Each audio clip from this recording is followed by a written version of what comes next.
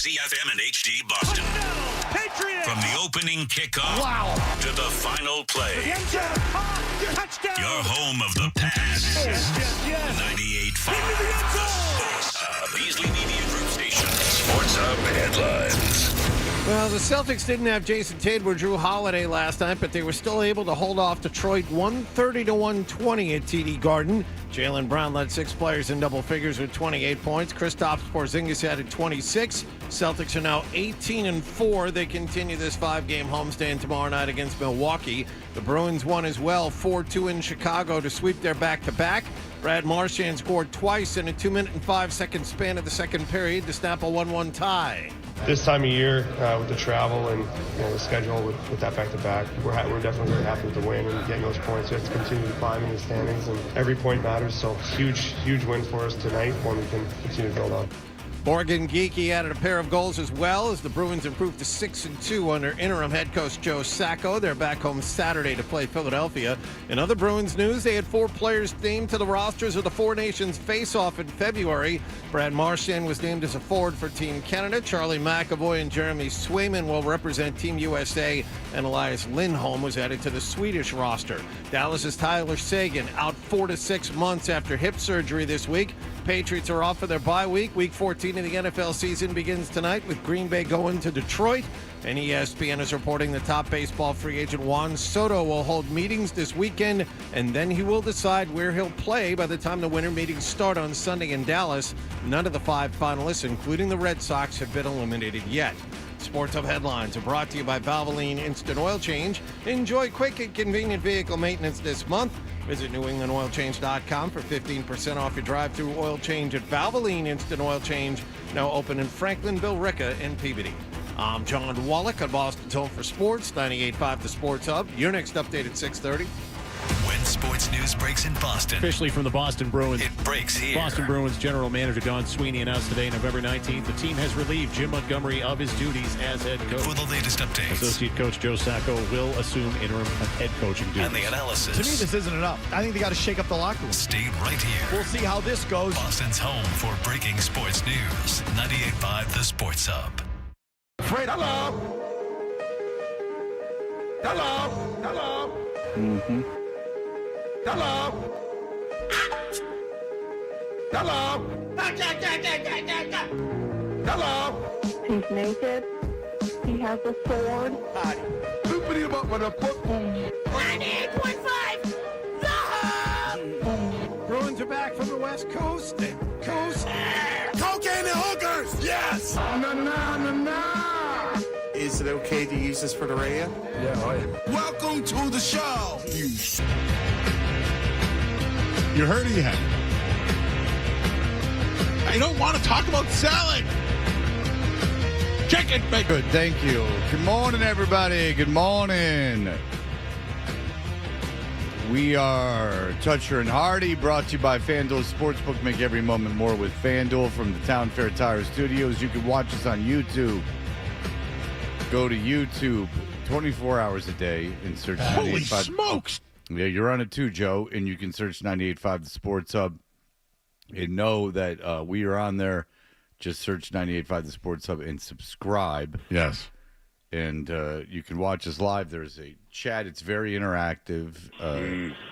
You can be one of the core people.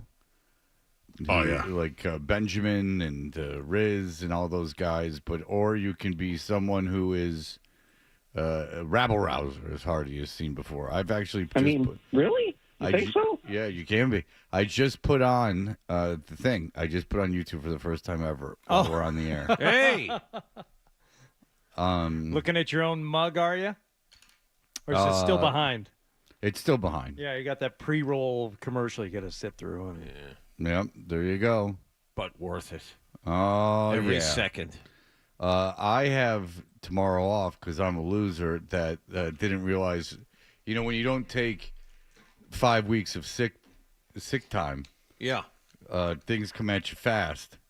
And I didn't realize that I've been told Jim Louse, the man, who is our assistant program director, because he approached me and said, hey, you have a day that you didn't take. And I'm like, oh, okay, I'll take whatever. I'll just take take it during holiday book. which starts today, which the ratings don't matter. So get ready for a wild ride. And so I said, might as well take it on Friday. And then he came back to me and he said, you have another vacation day that you didn't take. And then I was like, well, I'm a loser. You'd think that you would want to get all these buttoned down. Mm-hmm. I usually use these for travel, but not now. Now they're just 2 days of sleeping. And so I'm like, John, I get out the Thursday before the week of Christmas. That's my last day. Me and Johnny will have already flown the coop. And John's actually going on vacation this year, so he's going to be all looking out the window. Yeah, John stands by the window.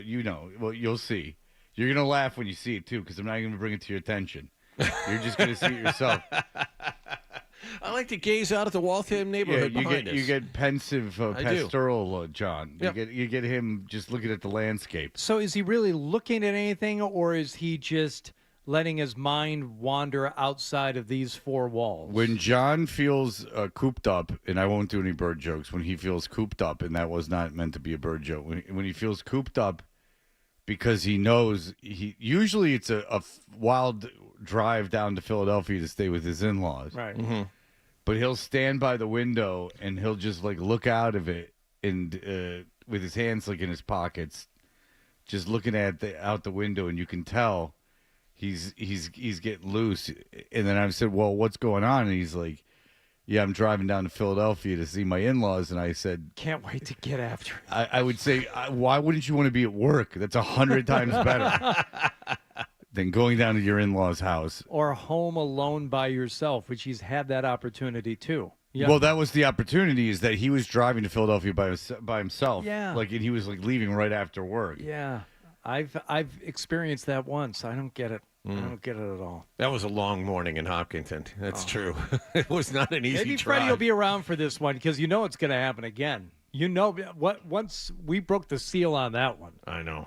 Finish a starting line broadcast for the marathon. Oh, Fred, you missed it. Oh, there's no way, because I take whatever kid had break that week, I'm going to do it again. Yeah, so no, we were there. It was about 37 degrees. There's no way I'll be there, because I take the kids on their spring break. You know what? I might not be there either, because I think that's going to be our last opportunity to do something with Katie before she's off to college next good point. year. That's right. So, yeah. She won't go on spring break with her class? Yeah. I hadn't thought about that. Doesn't matter. You're still taking it off. Are you saying for her last spring break of her senior year in high school, she doesn't want to go somewhere with her mother and father and brother? Well, do they do that anymore? Do kids go out for spring break their senior year? I mean, I'm sure some do, but not like we did. Like you had to. If you didn't go somewhere in your senior year of high school spring break, then you were an outlier. People went somewhere. Yeah. Not everybody went to the same place. A lot of us went to, well, I think half of my senior classes seemed like all ended up in Daytona that week. Yeah, my senior class went on a cruise, and I didn't go. You didn't like it, Fred? Not Fred. You're Hardy. You didn't like it? Daytona Beach as an 18-year-old? No, I did not like it. No, Daytona's by that time was a dump. No one was really going to Daytona. Because I never went to Daytona. Well, that was 89. Yeah, but that still was dumb. It was probably verging on being a dump at that point. It was just a complete S show. I mean, it was too many people. It was everyone trying to do the same thing, get beer or alcohol of some kind, and you weren't old enough. And, oh, God, it sucked. Oh, it was awful.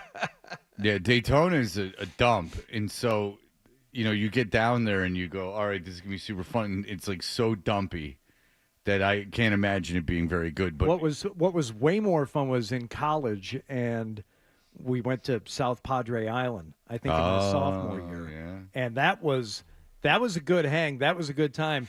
The worst part, of course, was getting there, because one of my friends' dad had an 8-person passenger van. It's like something you would see shuttling people back and forth to like day centers. It was like 2 captain's chairs and 3 benches of seats.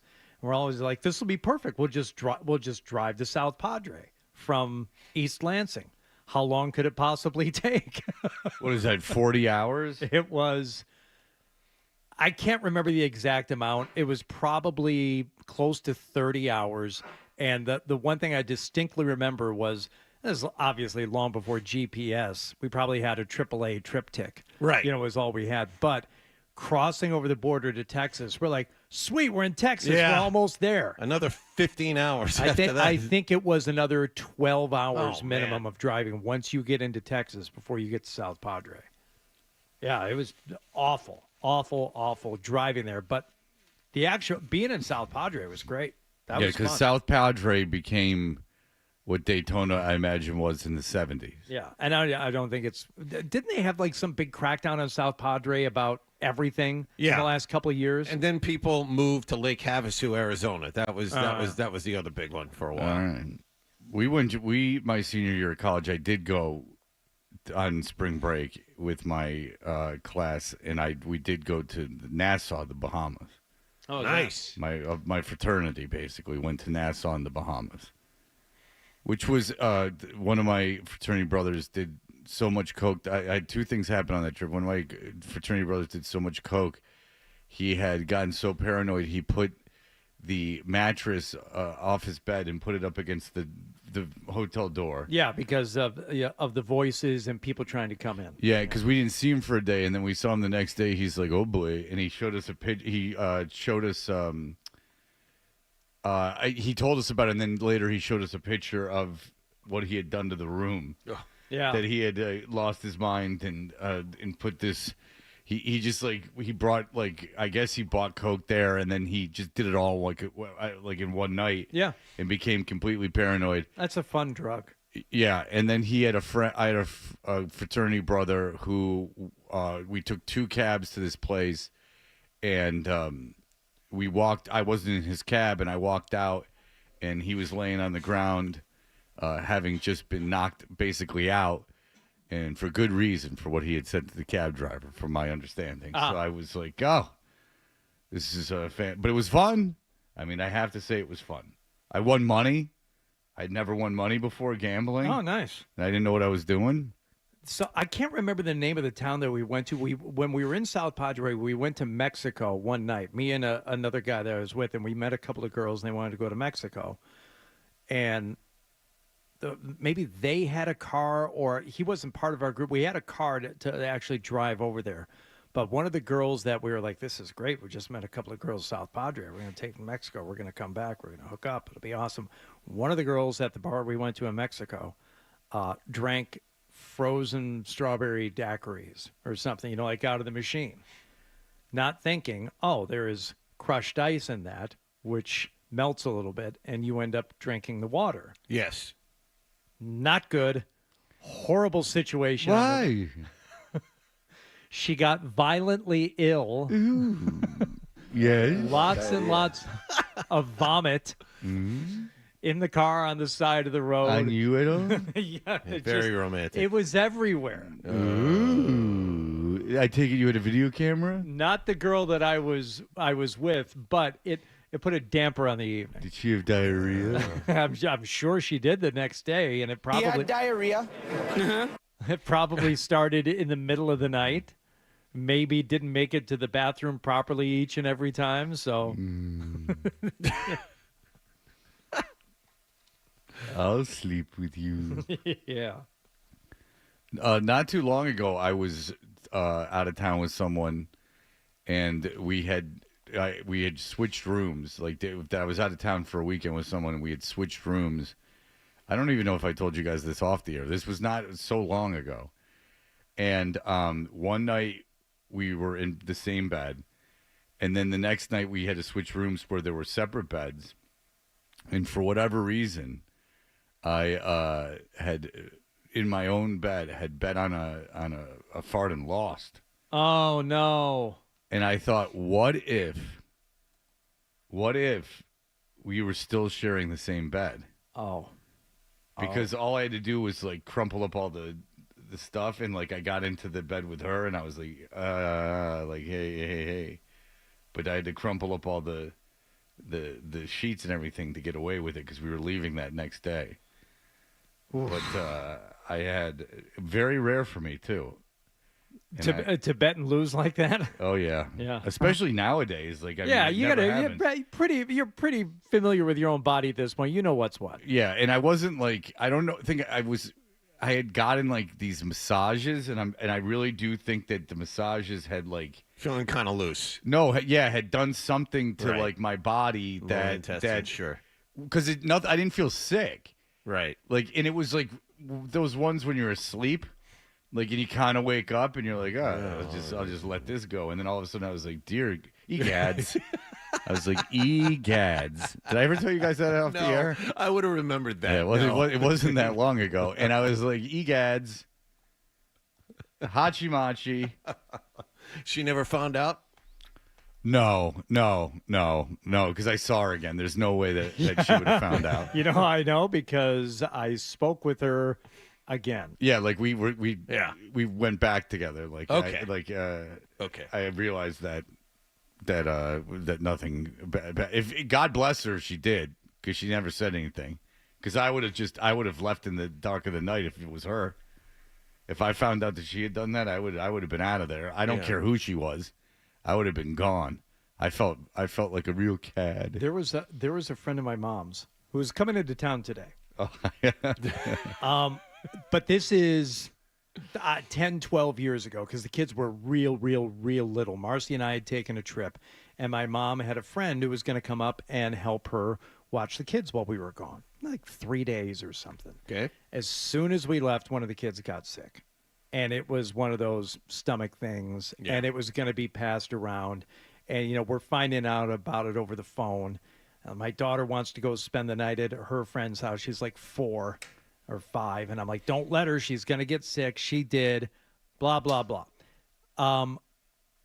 The woman that my mom was friends with, who came up and helped her watch the kids, got sick the night we got back, and she ended up getting what the kids had and had an accident in our guest bed, right? Yes.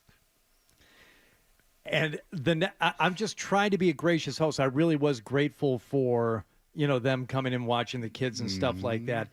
And she came out of the room and she had her sheets like all balled up and stuff. Yeah. It was kind of like a train spotting situation. It's like, Spike, give me my sheets. Yeah. They're my sheets. I'll clean them. It was train spotting, like when you would go to train tracks to look for the trains. You were looking for fecal sheets. So nothing like flew all over, but I took it immediately. I took them. I insisted on taking them. She's like, no. I took them. I said, oh my God.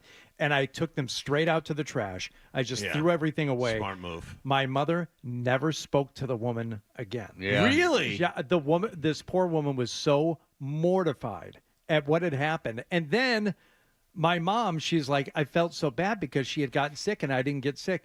My mom ended up getting sick, not that way, but just like the whole stomach thing on the flight on the way home. Like we all remember when the kids are little and they get sick like that, and then you as the parent end up getting. There were times when I was sick because of my kids, and the only time I can ever remember being that sick was when I was their age. Like, oh, this is a throwback. Violently, you feel like you're going to die ill. You can't stop. Yep. It's just coming out everywhere, and you feel like this is it. This is how I perish. The last time I got sick like that was when? You remember the wing bowl there, Fred, where you thought I was kind of trying to duck out of it because I called in sick the day before. I'm sure I really thought you were ducking out. No, you were on the air like bitching and moaning, but the point is, I spent the night in our bathroom. That's how bad it was. And because of the kids had given it to you? Yeah, kids had given it to me. Yeah. I spent the night. I hadn't done that since I was, it had been 15 or 20 years. But I will never forget that feeling of being unable to leave the bathroom. Yeah, and more more than specifically, sitting next to the toilet, I knew that if I moved anywhere, I was going to regret be heavenly. So this woman's, you're sure that they were removed by the trash people? And by that, I don't mean me. It was 12 years ago. Even if the trash people didn't remove it, it's not there. You can't. You can, if you get enough the right humidity, you can restore it. Oh, my God. I don't think you're allowed to do that. Yeah, and Not by FCC, but by us. No, by FCC. I don't think Put you're it allowed in to the do that. humidifier? No, Is that but what you're saying? us too. Yeah, I think right. we should probably make a show ruling right now. Fair enough. I like the motivation for it, even though that's not what it would sound like. You should have gone all in if you were going to do it. Yeah, the right humidity. It's like a humidor. Oh yeah. One time I was at a hotel and I was creeping around, and I found this balled up pair of pillowcases, and I saw, someone messed them, but they were all dried together. So I went to a cigar bar, and I said, leave while I peruse this section. And I hurriedly took these things out, and then the moisture reclaimed all the matter. And then, DA, of all the rest things is history. You said, that's up there. That's really something. It's right there. Thank you. That is, I'm like Mr. Wizard with poo. of all the fetishes. What? You could build your own hothouse for things like this. Oh yeah, I thought of a steam room. Just to, when someone spray painted the Mona Lisa, someone had to fix it. All right, very good. We will be back. The Bruins played last night. The Celtics played last night. Everyone had a great time. Michigan State basketball played last night. They are going to make the Elite Eight. That I'll tell you. They're not a top 25 team yet. I'm obsessed with that team. Very good. Big college basketball upset last night from Omaha. You guys are looking at Creighton. Oh, yes. I know that. I know that the flag man played last night. The Coops. Yep. And he didn't do anything in the first half, and then he went off in the second half. All right, we'll be back in just a moment. Stay tuned for more Toucher and Hardy.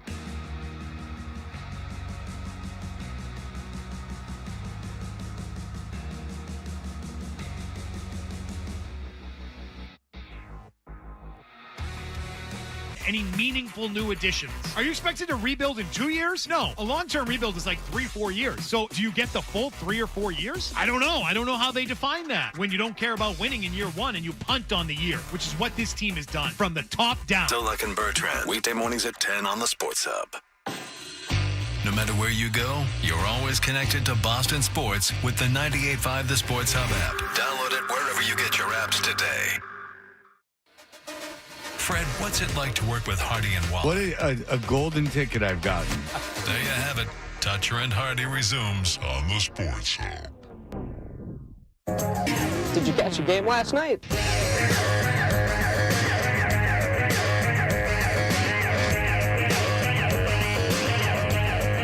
Hey, we're Toucher and Hardy. There was a lot of sports on last night, and if you are from Boston and enjoy the teams from around here, you were very excited.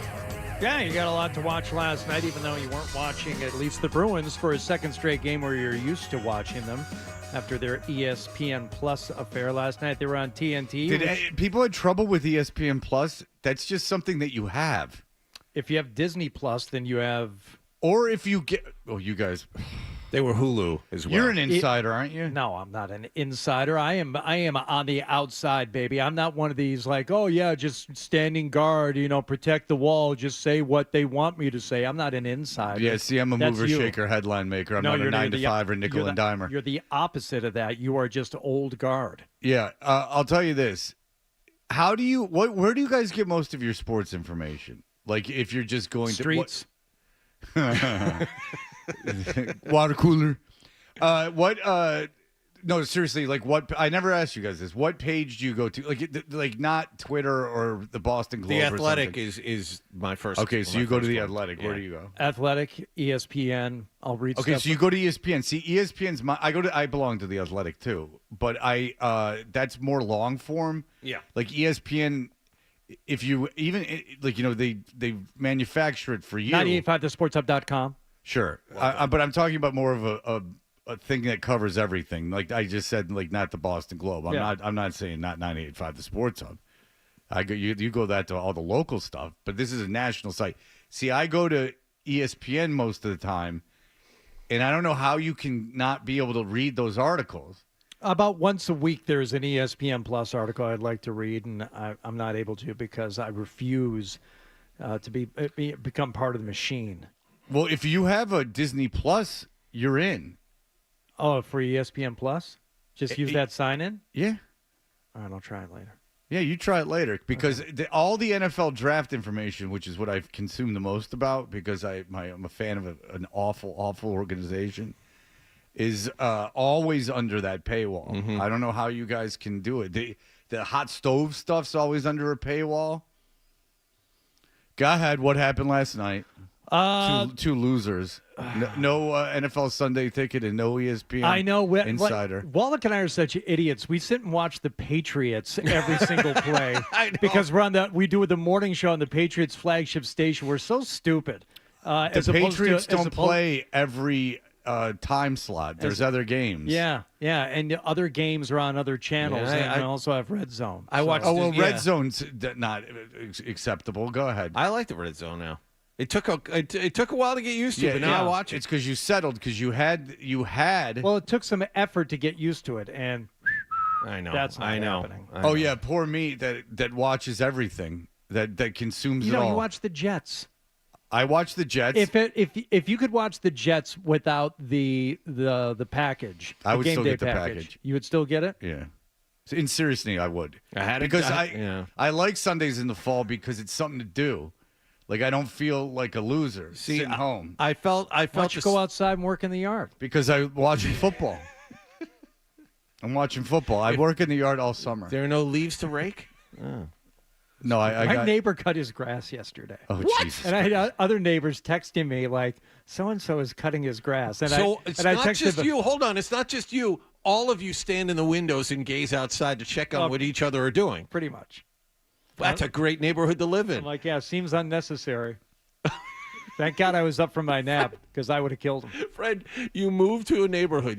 This is very nice. Nice streets, and you're outside minding your own business, and you look at the 5 houses, and every one of them has someone standing in the window watching it. I would not even know what was going on. I swear to God, I would have no idea that they were talking about me, or I would have none of their numbers. I wouldn't know anything that was going on. I'm bad about that stuff. I always get these invitations to join that message board for the neighborhood. Oh God, don't. No, I'm not, because I you know why? Because I get enough of it in my own life for my job. I'm not gonna sit there and hear everyone bitching about the neighbors. No one bothers me. Nothing any of them do bothers me. I'm perfectly fine with all of them. I mean, obviously the people who I share a wall with because I'm divorced, and the glory holes. I have fine neighbors. I use that. That's for gas stations. Not for you. Don't crap where you eat. Closet. No, I just that's where you do the drilling. Right there. Yeah, in the closet. Not in. And there's 10 feet of cement between us. There is 10 feet of cement poured concrete all the way up and down. That was a selling point. They said that there's 10 feet of cement between it. You can't hear one thing that's going on the other side. So you really don't share a wall. There's this major buffer zone. Yeah. It's two 3,600 square foot properties. So what we can do is get some long masonry bits, and we're probably gonna need a corded drill for this exercise, but we can get through it. Anyhow, I text with them because we have shared interest because we have the same insurance umbrella insurance company. So I text with, but the other neighbors, I say hello to them. They seem like lovely people, but I would probably do well to but I'm never home. So what am I going to do? I'm never home. I'm out shaking and baking. I'm doing my thing. All right. By the way, the Jets are always on national TV because they all bet on Rodgers and lost like everyone else did. And believe me, I see enough of the Patriots. I've seen every Patriot game pretty much since too many Patriot games.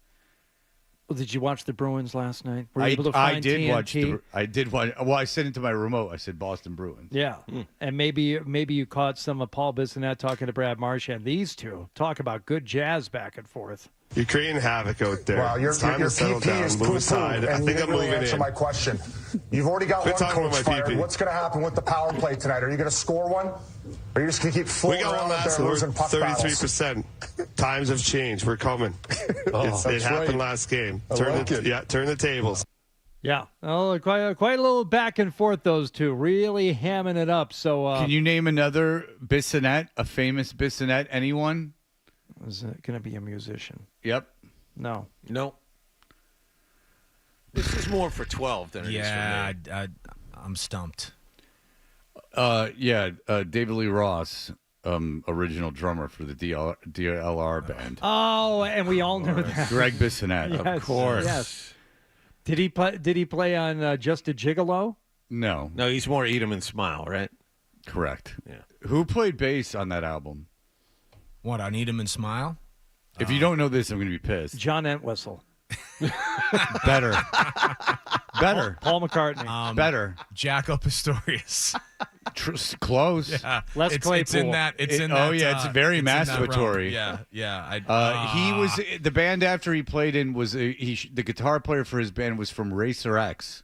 Oh, now Wallace of course knows. He was in a band with Paul Gilbert after he left the DLR band. I'm not going to get it. I got close. He's a Scientologist with Jacko. Tom Cruise. Billy Sheehan. Yeah. Who played guitar for the DLR band originally? I don't know. Or was it Steve Vai? Chet Atkins. It was Steve Vai. Aha!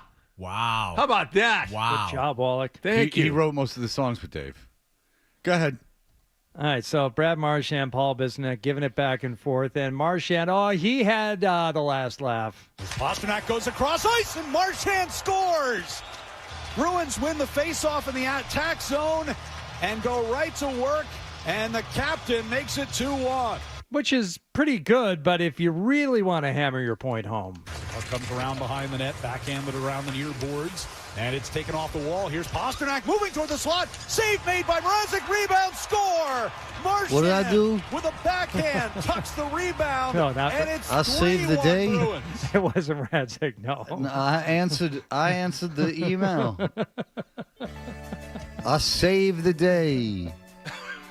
I saved this company's ass. Take it down, Nick. How was your chinwag yesterday? You met with the boss. You had a yesterday one-on-one with the after our boss meeting. How'd Yeah. that go? It was literally like a chinwag. We were just talking about. We basically talked about sports. I enjoyed it. I talked to Rick yesterday for like a half an hour, but it was more about sports. So we just had you in for a sit down. It was about. By the way, you can't take vacation for next year yet. I have no idea why you can't do that. Like you can't put in for vacation next year. It's December. Well, you can put in for it, but they're not going to approve it. No, you can't put in for it. Like there's no option. Don't let you do it on the website? No, you can't do it on the website. This is very inside. No one cares. So he was like, "Hey, you would put in for this certain kind of day next year," and I went, "Oh, don't worry about it." And he goes, "Oh, can you take it off?" And I'm like, "Oh, I thought that meant vacation." It was like compensatory day, so I thought that meant that's what they were calling vacation now. Is like they were compensating you for a day because there's no vacation option. And I said, "Why is there no vacation option?" He said, because it's not vacation. And then we talked about the Patriots and the Jets is basically what we talked about. I'm putting in a ticket. In the Thanksgiving, thank you. The Thanksgiving Day game. It was good. I talked to him for about a half hour. Nice. I enjoyed it. Go ahead. All right. For as much as I bust that man's balls, he's a good guy. See? Yep. Look at you two. All right, so the Bruins go on to get the win. 4-2, and I guess Brad Marchand got to yuck it up with Paul Bissonnette. They probably didn't talk afterward. I don't know. At that point, I was tapped out. I'll tell you this, is that 2 of the last 3 games, and they've all been wins, but 2 of the last 3 games, they've looked like a NHL team. Yeah. Because they've been able to score. They're and 6 score and in 2. bunches. They're 6-2 under Sacco. Yeah, I mean, they look much better. Yeah, but much better. But a lot of those, some of those wins I didn't like so much because they couldn't score goals, and it was still bugging me. In that Detroit game, they were terrible. But the Canadian game and in the Blackhawk game, and I know those aren't good teams, but the Canadians and the Blackhawks, 2 of the worst teams in hockey. But nonetheless, they couldn't score goals against anyone. So and they're scoring them in bunches, like they're scoring them in quick amounts of time, which I think is good. Is a good sign because it just shows that they can get hot and they can do that. So second night of a back-to-back last night too. Yeah. With travel involved. Yeah, with travel. Yep. Yeah. So I appreciated that win. I thought they looked great, and I enjoyed the game thoroughly. And Swayman's on Team USA for some reason. They get a little bit of a breather. They play again at home against Philadelphia on Saturday, but then they don't go again until Tuesday when they start a Western road trip. Winnipeg, Seattle, Vancouver, Calgary, Edmonton. Whoa. They announced that's a joke. Yeah, but they do that every year. But they announced, because that's the one that what's his face used to always go on. The PR guy that used to work with the Bruins, he would go like, I go on that one, and I'd be like, why? And he's like, Calgary. Swayman, more to your point, Swayman's the third string goaltender on that Team USA. Yeah, and because someone else is hurt, they said the Team USA is going to win that. I think Team USA will probably win that fairly easily. Even though Toronto's stacked up top, Team USA looks better. This is that Nations Cup thing that's going on. 4 nations face off in Team Canada you're talking about. Yeah, and and Team Canada, and there's Finland and Sweden. Yes. And they're like, Hampus Lindholm didn't make the team, and that's a surprise. And it's like, well, he can't play. That's the thing. Had he been healthy, he would have made the team for sure. Yes. He would have made the team for sure, but he's not healthy. Elias Lindholm for Team Sweden, Charlie McAvoy and Jeremy Swayman for Team USA, and Brad Marchand for Team Canada. Yeah, these guys love it too. They love these tournaments. They love Worlds. They love 4 nations. They love playing in the. Well, this is cool. I think it's cool. I think it's really cool. I'll go to one of these games. Yeah, there are a bunch of games up in Montreal, and I think there are 2 or 3 here in Boston, including the championship. Yeah, I'm not going to pay for it, but if I can get tickets, I'll definitely go. This has always been my issue with this, whether it's this or the Olympics or whatever. Who am I supposed to root for? Am I just supposed to root for the U.S. in tournaments like this, even if it means I'm rooting against Brad Marchand when he's out there playing for Team Canada? No, I would think that you would root for the team that had the players you liked on it. It's not a war. I mean, it's an entertainment But thing. that's where they expect the allegiances to be. I think it's more that they're putting together 4 all-star games, and it's a unique way to do it. 4 all-star teams and a unique way to do it, and they're doing it in a way that you mentioned these guys care about. Yeah, they do. And I think it goes back to the way they, come up playing the game. Exactly. Lots and lots of tournaments. Yeah, there's a lot of territorialism in the NHL, in terms of where guys are from, obviously. And, Canada would have dominated for years and years and years. Sweden and Finland don't look so great. But the USA looks like they have a better team than Canada, if you ask me. All right, we'll be back. The Celtics played last night as well. Yep. Here are the headlines. Sports Hub headlines. Well, let's talk about that. Bruins and Celtics both played last night. Both teams won. The Green had the home game. They outscored Detroit 130-120 at TD Garden. Jaylen Brown scored 28 points to lead the Celtics. They have won 9 out of their last 10. They'll have tonight off. They'll play Milwaukee at the Garden tomorrow night. Bruins got 2 goals apiece from Brad Marchand and Morgan Geekie. They beat the Blackhawks in Chicago 4-2. Marchand named to the roster of Team Canada for the upcoming Four Nations face-off.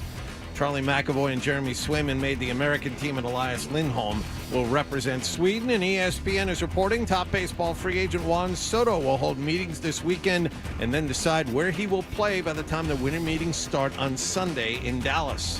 Sports Hub headlines are brought to you by Safety Insurance, providing comprehensive coverage for your auto, home, and business. Ask your independent agent about safety. I'm John Wallach at Boston's Home for Sports, 98.5 The Sports Hub. Your next update at 7 o'clock. More Toucher and Hardy on the way on the Sports Hub.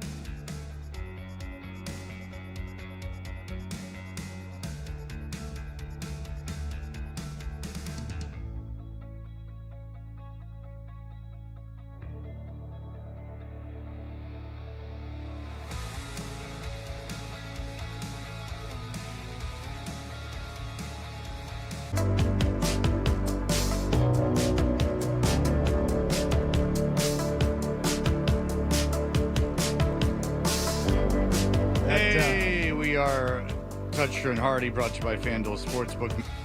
More with FanDuel.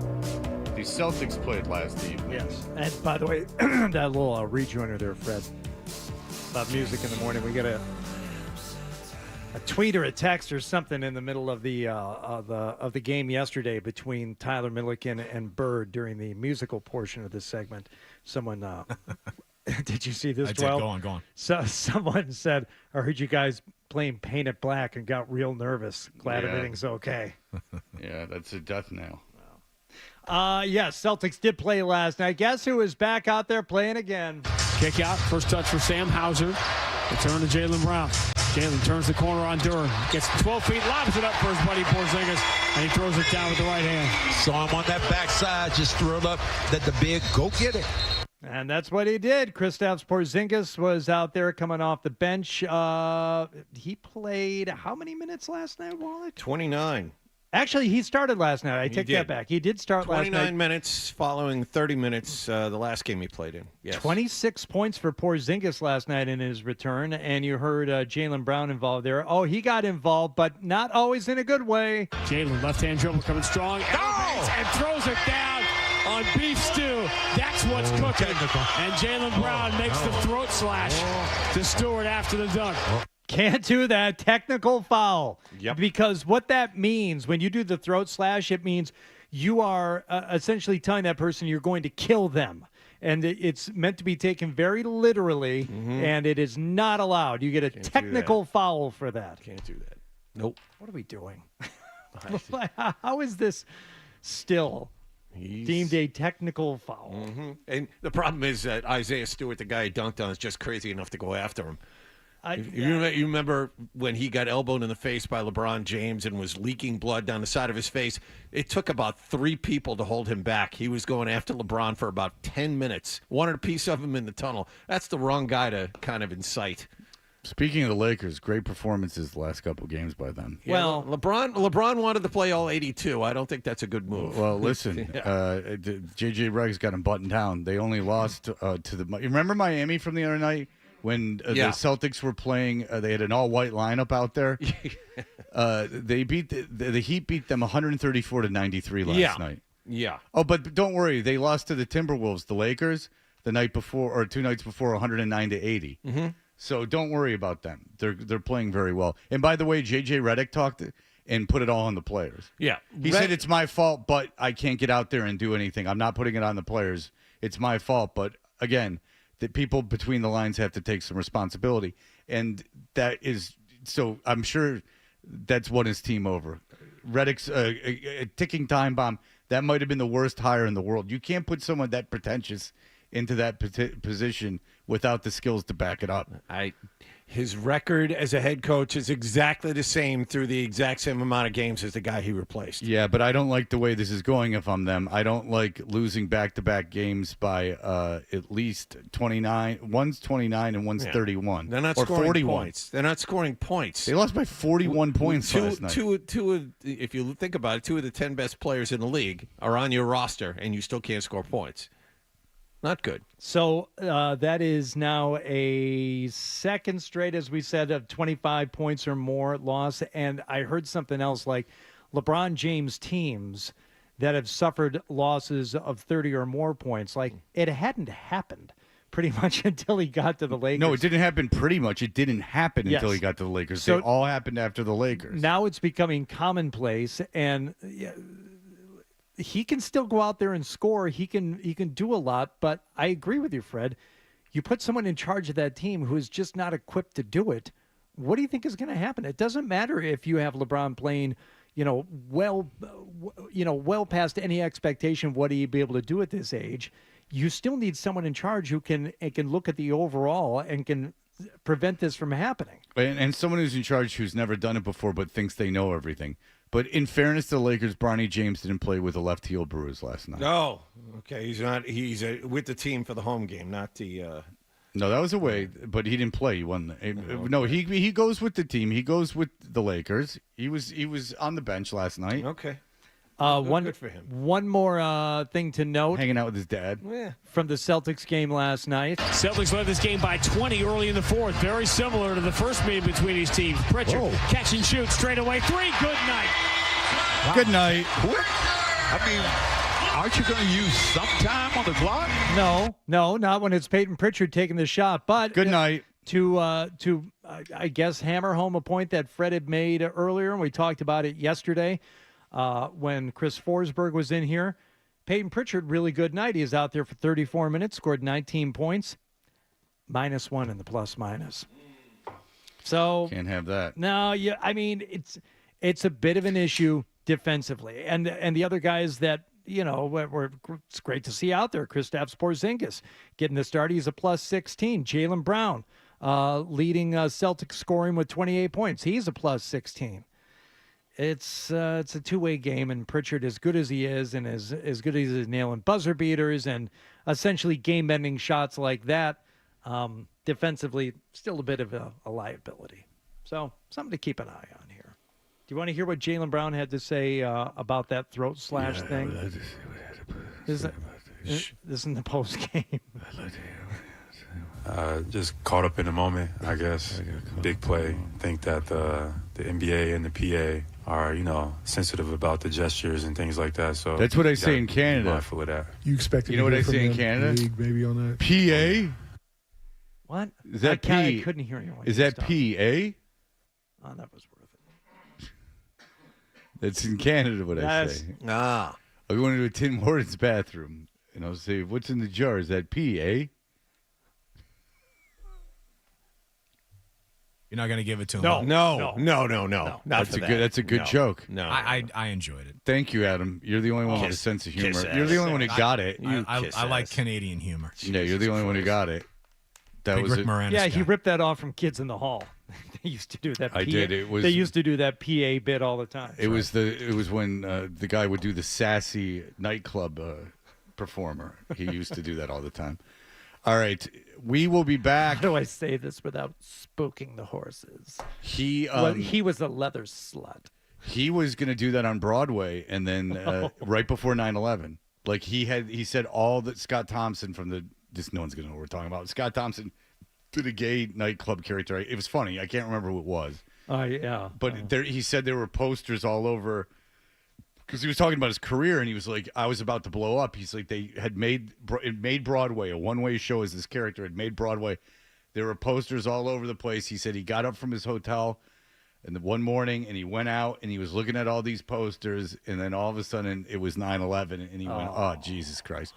Obviously 9/11 was worse than what happened to him, but he was like, and that was it. He's like, that was never going to happen again, and then it was all gone. All right, we'll be back in just a moment. We will delight you with a test of our knowledge as we tested Birds and Tyler Milkins yesterday to great success. That big-time head of a studio or head of a big agency and out there in California that listens to the show texted me for the first time in like 6 months yesterday about that bit. A big fan of the bit. You liked it? Yeah. Good. So if you need an agent, he'll ignore you. Yeah. He's never has to represent me. All right, we'll be back in just a moment.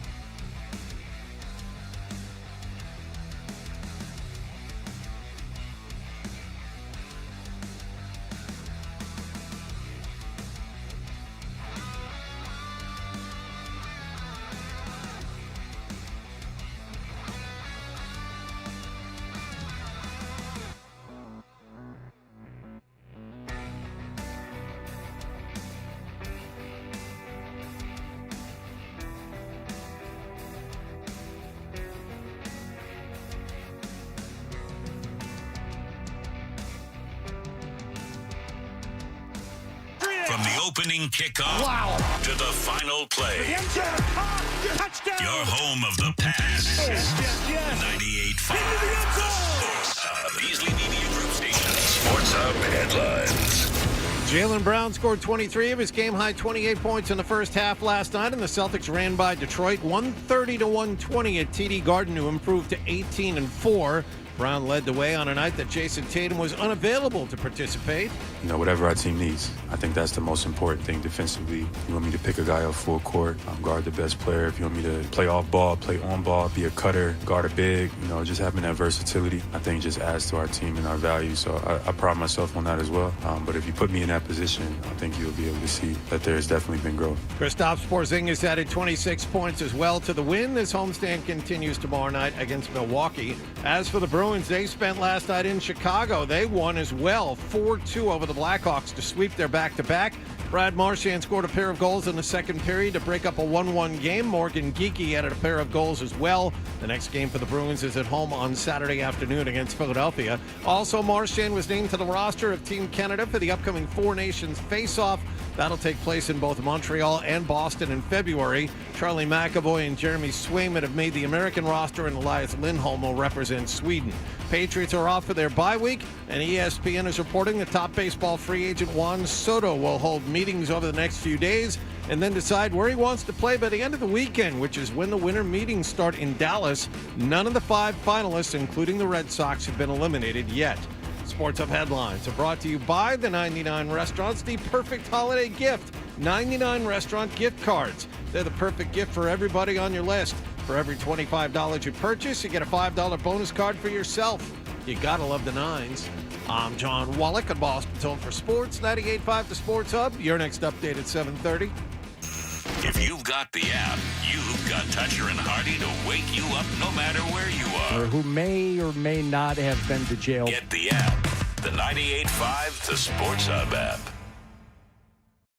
Half Toucher. Dressed like a gorilla. Half Hardy. A big, beautiful ball of flame. And a whole lot of Boston sports. And I've had many offers to become an insider.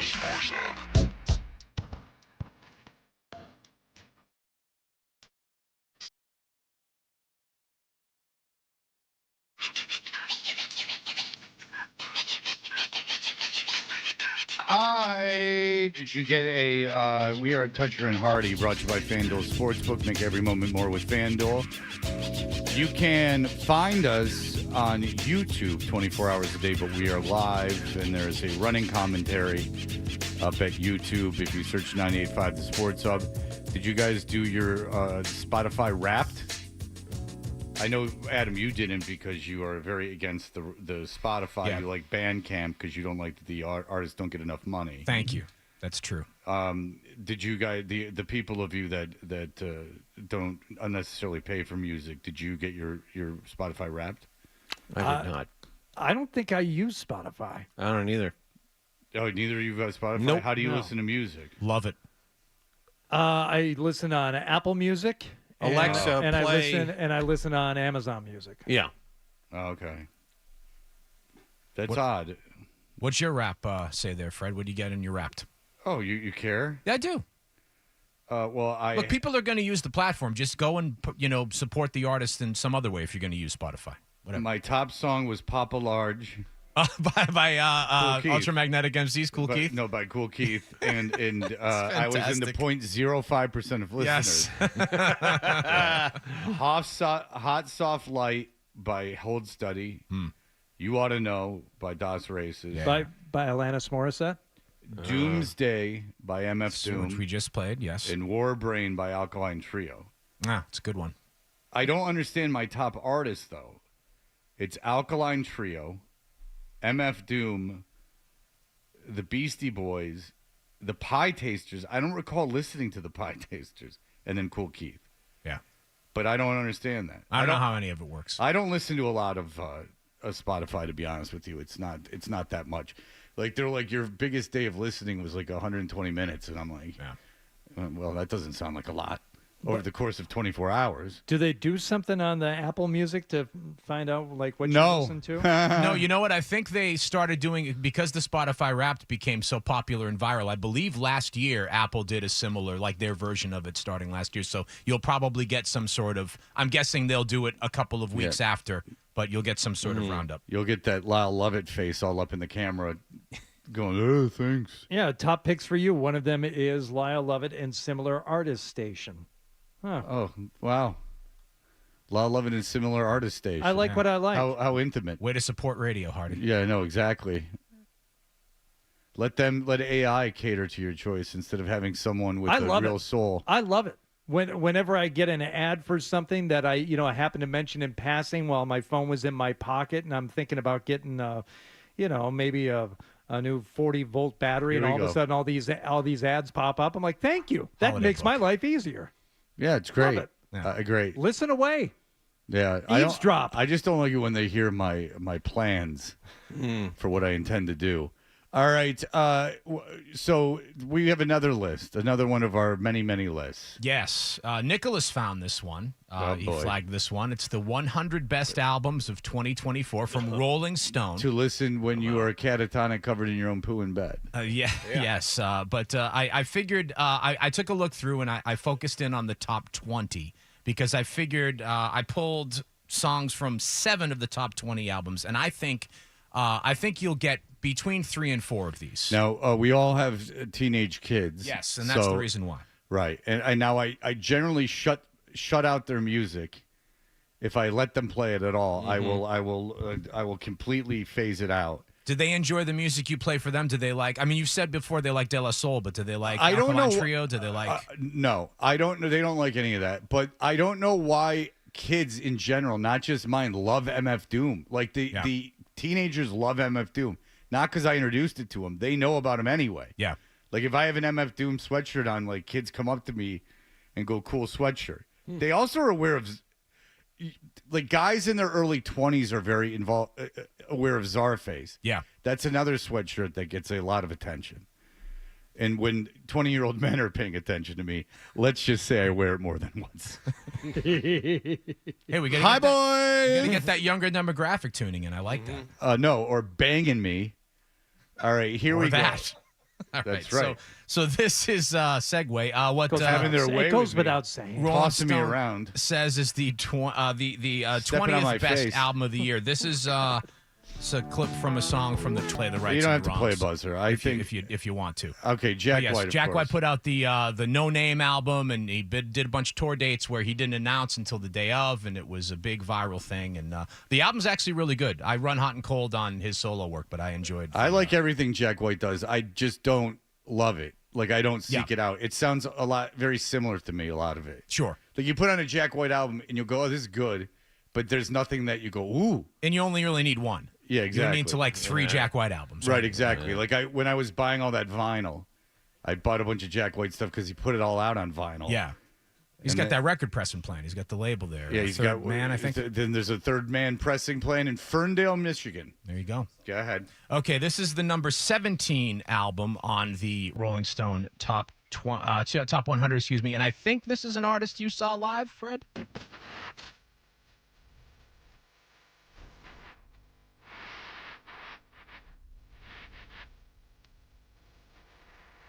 It's a rap artist. Is this the Boogie with the Hoodie? It is not the Boogie with the Hoodie. That I didn't see him live. It is Tyler the Creator. No, I'm seeing Tyler the Creator That's this what I'm summer. thinking of. Yes, so that's Chromacopia is the album that he put out. No, I know what the album is. Yeah. I just don't. I don't mind recognize Tyler the Creator. No, neither do I. No.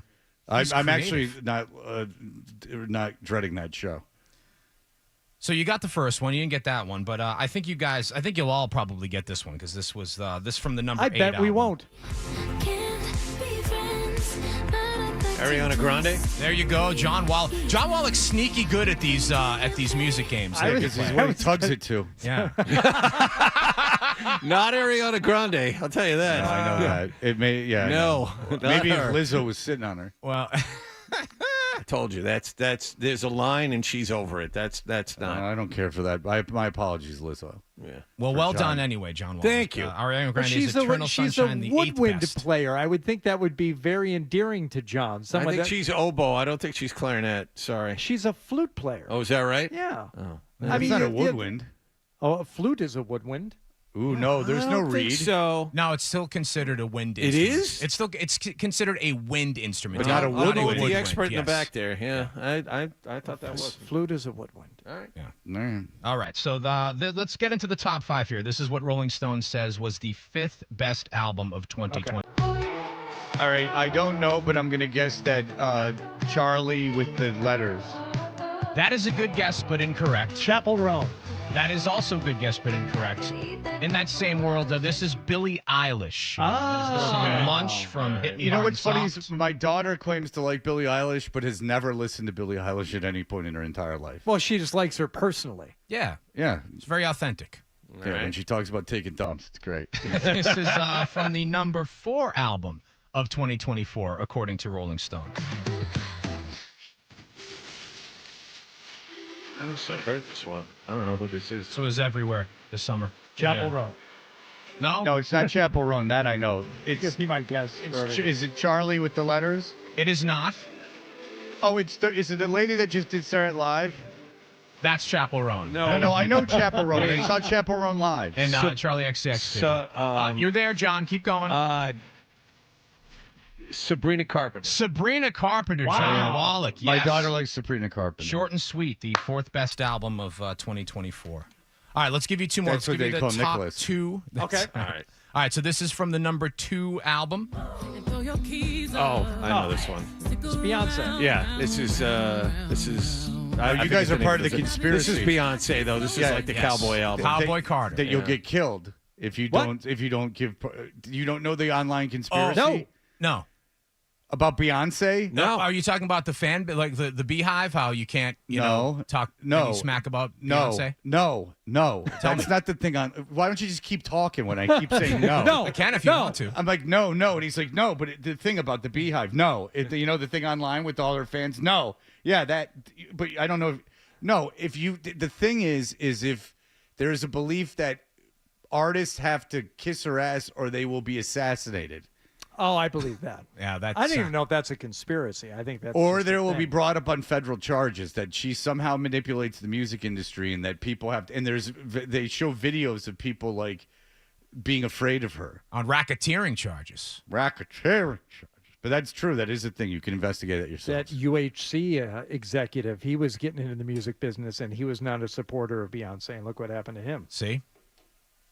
Too soon. Go ahead. All right. The number 1 album of 2024, according to Rolling Stone magazine. So.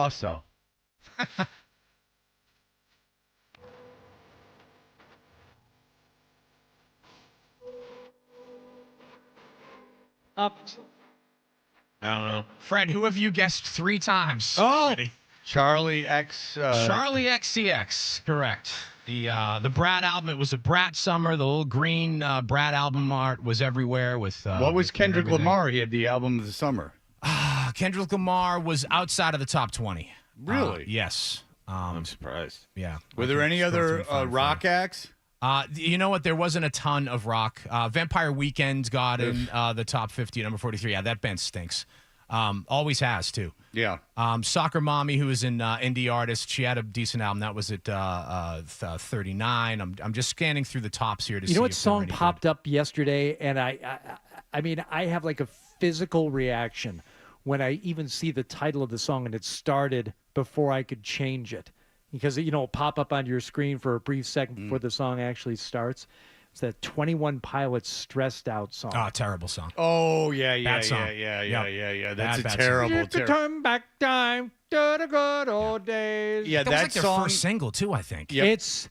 It is the most vapid piece of crap that people actually enjoyed. I'm like, how do you like anything in life if you think that's good? How do you like things? That's a terrible song. It's a I agree. terrible song. But that's like the Mr. Postman song that I that I can't stand that I don't Oh, understand? yes, Portugal the Man. Oh, yeah. The one that you hate there, yeah. Yeah, that's the song by Portugal the Man?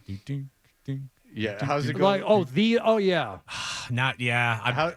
Like the hit. But yes, I'm a rebel just for kicks. Oh, yeah. that guy, yeah. I'm doing it that since one. 1966. Yeah, you hated that song. I remember, like, they would troll you and they would play it in the background, and to the point where you were literally upset. Yeah, not, like, because playing that's it. Mr. Postman, which It is a is. crappy song, and they just did Mr. Postman. They took the melody. Yeah, they took the melody from Mr. Postman. I'm a rebel just for kicks, man. Are ya? What do you do, Mr. Portugal the Man? You're from like Alaska. Yeah, what the hell are you doing? That's not me. And if you heard this guy talk, I'm sure this is exactly how he talks too. It sounds like a Quincy Jones. It does. It's got that theme to a 1970s game show. No, not in a good way. By the way, your Kendrick Lamar album came in at number 21. Yeah, I figured that'd have to be something, considering that's going to cost me about $2,000. That whole situation with him and SZA, and we're going more for SZA. But if Zoe's listening now, close your ears. Oh, because that's a Christmas gift. Shh. Taking her to Detroit to see that show. Still counts. Well, you guys did better than I expected. John Wallach is just good. Well, I would have killing got the an game. Ariana Grande. She's got that famous voice. Yeah. Ariana Grande is talented. Sabrina Carpenter was luck. I just happened to hear that song the other day. You have to admit Ariana Grande is talented, and she's good on Saturday Night Live, thank too. you. I was just about to say she hosted and was the musical guest, I think, or just the host a couple of weeks ago, and that was a really solid episode. And if you see her when she was a kid on the Disney Channel show she was on, which she was not the star of originally, you would have gone, this girl is going to be a failure, a huge failure, because she was annoying, and it was like a one-note character with a fake voice. And then what do you know? Now, do I think she's like attractive? Not really. I mean, she has a pretty face, but if you gave me a list of like, of course, John, not for you, but she's so waifish now that if you gave me like a list of like 100 women that were attractive, she would not be in the top 75 for me. She's not doing it for you. No. I mean, if she came into the room and she was willing to have sex with me, of course I would do it, if anything, just as a service to her for her art. Mm-hmm. But to be honest with you, I don't find her like very attractive. I'm thinking of the SNL sketch where she played the castrati, the eunuch. That was very funny. Well, when she does the voices, like she can, when they have her, I mean, the sketches suck because it's just a really cheap way to get her to do it. Sure. But when the artists aren't showing up to the studio and they have her sing, yeah, like she can imitate like on the note, like 5 women singers. Like it's pretty impressive. I mean, she's very talented. There's no question about that. All right, listen, we've had enough Ariana Grande talk for a sports talk radio station. When we come back, we're going to tackle the whole problem with Chappelle Roan and how she didn't make the top 20. Brugler from The Athletic has got his draft out, and what a draft to be in the top 10, unless you have the number 1 overall pick. That is it is a bit of a disaster, it looks like. We will discuss it and talk about players we don't know about and everything else, but we'll give you that in just a moment. You're listening.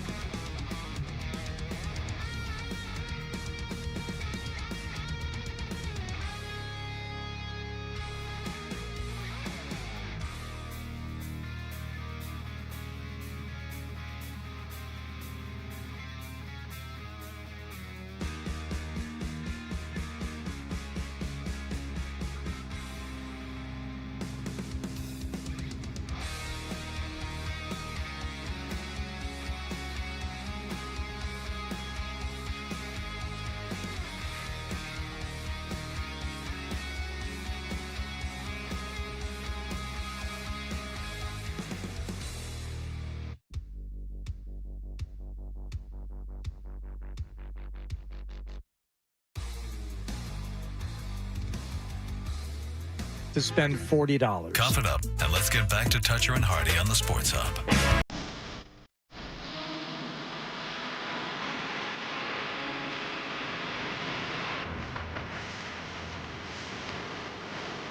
Oh, this is interesting. 95 to Sports Hub, we're Toucher and Hardy. Yo, this is from Esoteric. He just texted me. Yo, speaking of Cool Keith, we are dropping an album together tomorrow. Whoa. It's a Czarface spin-off group called Stress Eater. I'll send you some MP3s if you want to check it out. How interesting is that? That's fantastic. That Cool Keith was my #1 Spotify artist or song, Papa Large. Big shot on the East Coast. Yeah, I saw him on Instagram. Look at all the lights. What a night on the town. What a night on the town. Saw Czarface on Instagram, like, promoting a yellow vinyl record of this, whatever the Stress Eater. That's how you make money now is you get, because people, especially guys that like groups like Czarface are like completists and like vinyl collectors. They appreciate all that stuff. So I imagine a way he's generating a lot of income is making these limited edition vinyls. Yeah. That because you can sell them a lot of money. Go ahead. Buy it Richard, real quick. Buy it when it drops tomorrow. If you're on Bandcamp, buy it on Bandcamp. Tomorrow is a Bandcamp Friday, which means all proceeds, for everything that you spend on Bandcamp tomorrow goes to the artist and the label. So do that. Give Esoteric more of your money. Thank you. No, I would save that for like a Beyonce or a Jay-Z. They need it more.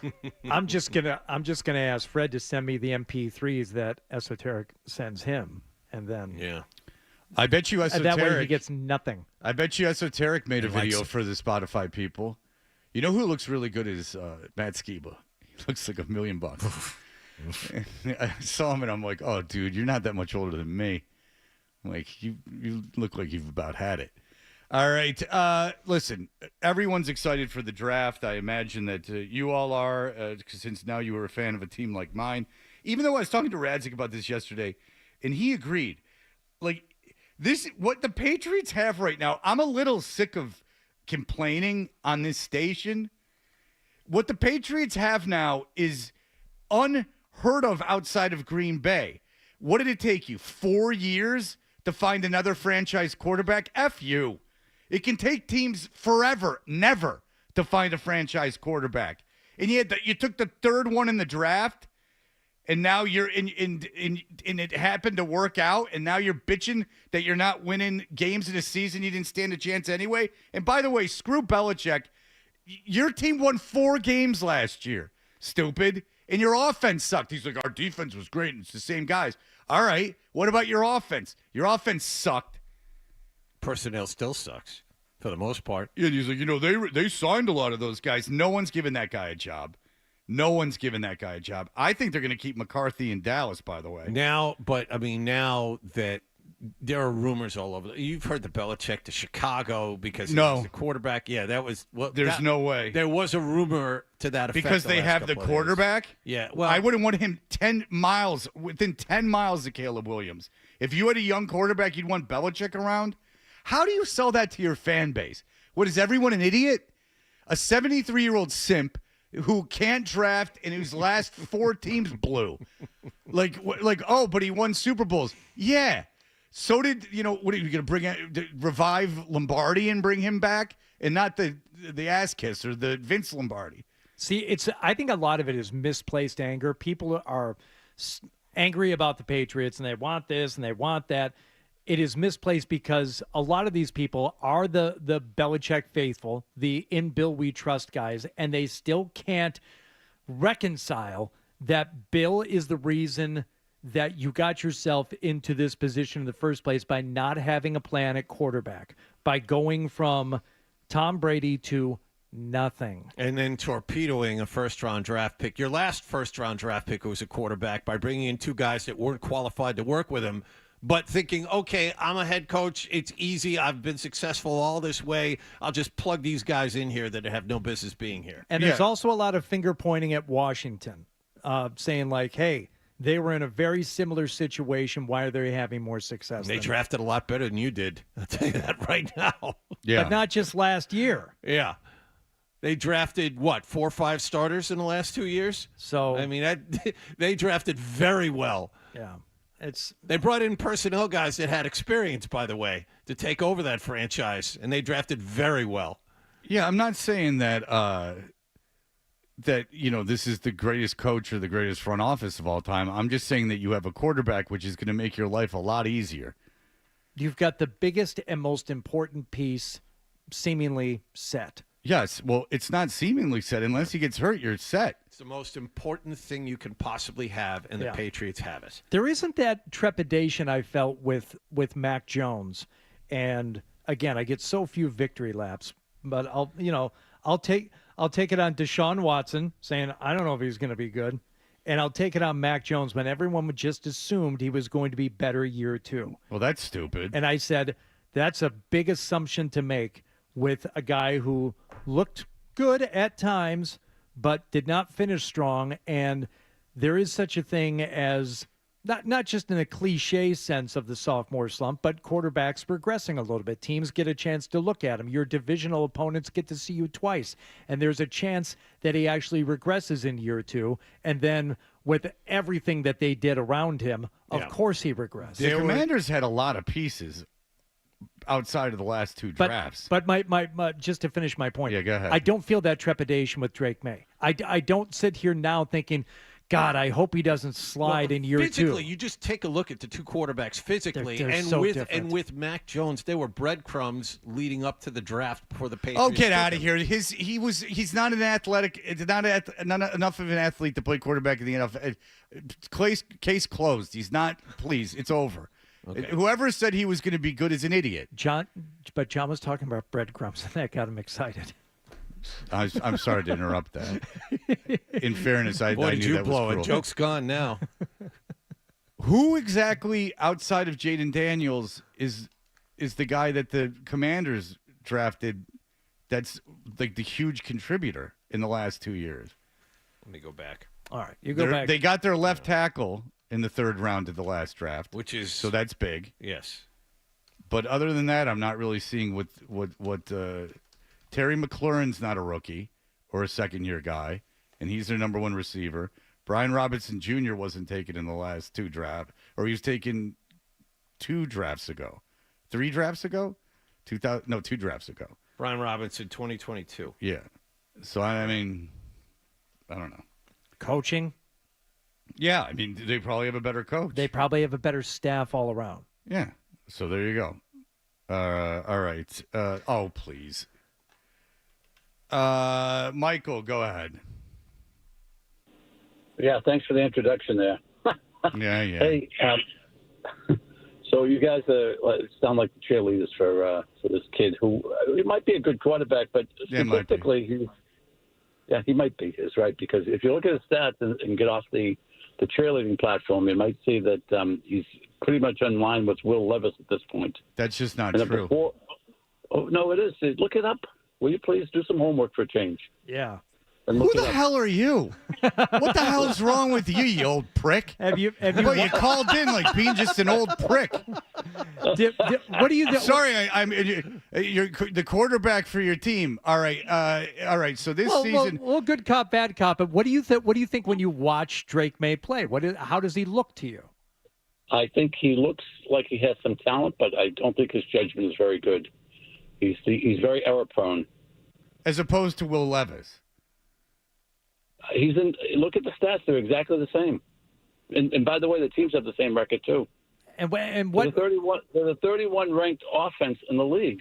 I mean, you guys are delusional about this kid being Who is he supposed to throw to? Well, what error is he talking about? You said he's error prone. Well, who's he supposed to throw to? He throws 5-yard passes. I mean, anyone can catch. Oh, that's not true. Okay, you guys are just you're on the platform cheering for him, which is fine. Guess that's your job, but the stats don't verify. No, it's really not. If you listen to the rest of the radio station, we'd probably be better served by crapping all over everybody all the time. But I think Drake May is, if you just talking about picks, how many of his last 3 interceptions do you hang solely on him, or his last 4? I mean, the one to Hunter Henry on the goal line. Hunter Henry needs to make that catch. It's a tough catch to make. I get it, but you can't afford that thing to be bobbled. maybe you go back to his very first or second interception when he just had that live arm and he just sailed it. Okay, fine. That's an error. You're talking about literally his first start. Some of these picks that he's thrown, I don't hang on him. I don't look at him and saying like, oh, that's a bad mistake. For Drake May, do you watch his play and say, God, he makes a lot of mistakes? He's made, I think he has 11 touchdown passes and 8 interceptions. How many of those 8 interceptions are on him? That's what I said. That's what I just said. 4 or 5. Well, maybe 3. Phil, go through the exercise. There have been a couple that have been atrocious. There have been a couple where he just threw to a guy who was standing right in front of him for an interception. Those are rookie mistakes. Those are bad mistakes. But I would say half. Half are not on him. Half of those 8. I don't know. I don't watch Drake May play again with the eyeball test and say, God, he's making so many mistakes. I more what the caller was getting at. I don't think anyone, none of us in this room are saying he's a Pro Bowler. He's one of the best 5 quarterbacks in the league. He's one of the league. I think he's one of the best 15 quarterbacks in the league. He is right in the middle of the pack at this moment, and he started 8 games for you? That's pretty impressive. And by the way, if you were to put Brock Purdy in this offense, how would he do? I mean, there are physical gifts this kid has that lends to positivity. I mean, look at what's happened to Brock Purdy, who everyone would say, top 10 quarterback in this league. Okay, take away those weapons. Ayuk is hurt. Deebo Samuel's hurt. Christian McCaffrey hasn't been around. How's that San Francisco offense look? And by the way, in terms of the Will Levis-Drake May comparison, they are statistically very similar right up until you get to the rushing yards where Drake May doubles him up. He's picking up yards and making plays. How many fumbles does Will Levis have? Is just something that's interesting. I mean, there's a bunch of Will Levis is cost that team games. I mean, that has been responsible, has been benched. And then by the way, the Titans have a really good defense. So, I mean, the record being the same is not and by the way, the weapons he has too. Will Levis is throwing to Ridley. Go ahead. 2 fumbles. All right. Well, 2 fumbles. He cost him the Jets game with a fumble. I'll tell you that. He's been sacked a dozen That's more the times one he too. lost. He's fumbled twice, lost one. The one he lost is against the Jets. All right. Well, very good. Listen, I'll tell you that it's that condescending, that was great. He announced his presence like, you guys, what do you know? Yeah, what's wrong with you guys? My career-long blind support of the Patriots. Actually, if you really wanted to make yourself out to be an a-hole in the first 5 seconds, that's how you do it. But then Fred had to call him an old prick. And what if it maybe I don't have to be in a situation that I have to put up with. But at worst party, he broke even. I feel bad for the old prick. Yes, because maybe he didn't know he was, and then you told him. Yeah, and it's damn near Christmas. You know who he sounded like? He sounded like Mike Lombardi. If Mike Lombardi called this radio station, that's what that caller would sound like. And as much as I hate Lombardi, at least he was in the league. And I don't think that I think Mike Lombardi's praised Drake May as much as it kills him to do it. And he praised him as he praises him as a way to pump up Belichick. By the way, I saw a stat from Orlovsky yesterday, and Drake May averages more rushing yards a game than any other quarterback since he starting for this team. More than Lamar Jackson, more than Jaden Daniels, more than anybody. All right. Well, very good. I got thrown off. I was going to do the mock draft. We can still do it if you want. Yeah, we could do it in the next break. What are we going to do?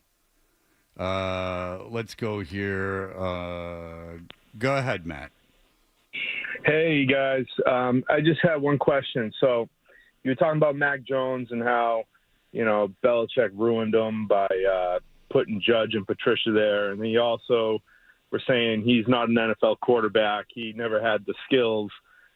I don't know how you can have it both ways. I'm on the side. You could have given him McVay, and he still would have been trash. Okay, but, I'll tell you how. Okay, I think that John's right with the Brock Purdy comparison. I think that if you had a team where he just didn't have to make mistakes, if you look at his first year and he just had to be efficient, right?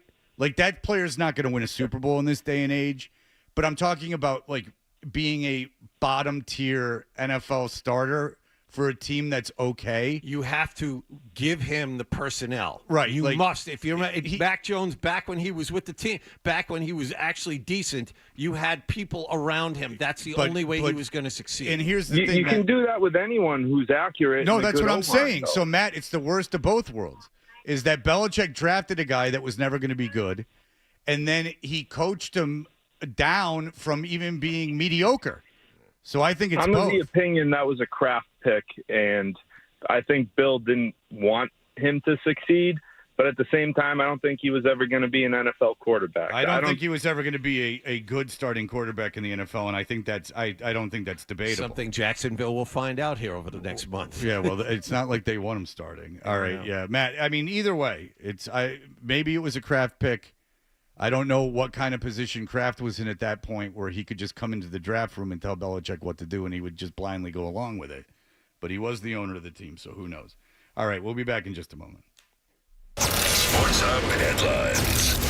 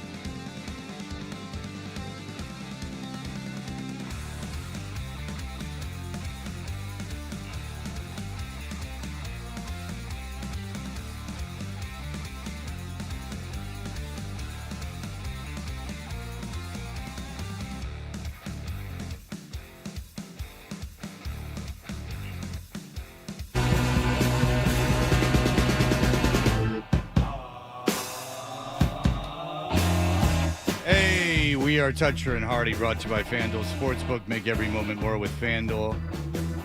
And this is what I was... if you can... Maybe the Patriots take a quarterback, according to our last caller, because of the failures of Drake May. You can't have anything nice around here. If the guy's not drinking orange juice at the coaches' meetings, then you don't have time for him. Well, anyway...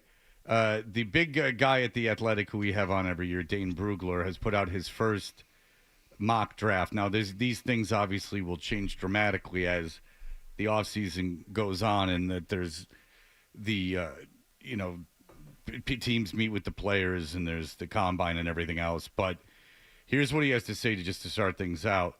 I've been covering the NFL draft for almost 2 decades, and the 2025 class might be the most polarizing of all of them, which means the worst. Some NFL scouts believe 1 or 2 quarterbacks are deserving of this year's first round, while others think drafting any QB in round 1 would be a mistake. From one AFC scout, man, I feel bad for the teams trying to find one, meaning a quarterback in this group. And there isn't just one position outside Travis Hunter. There is very little consensus about the non-quarterbacks at the top of this draft. Hunter, a second AFC scout, told The Athletic, is the only guy this year who would have been a top 10 pick last year, probably in most years. Wow.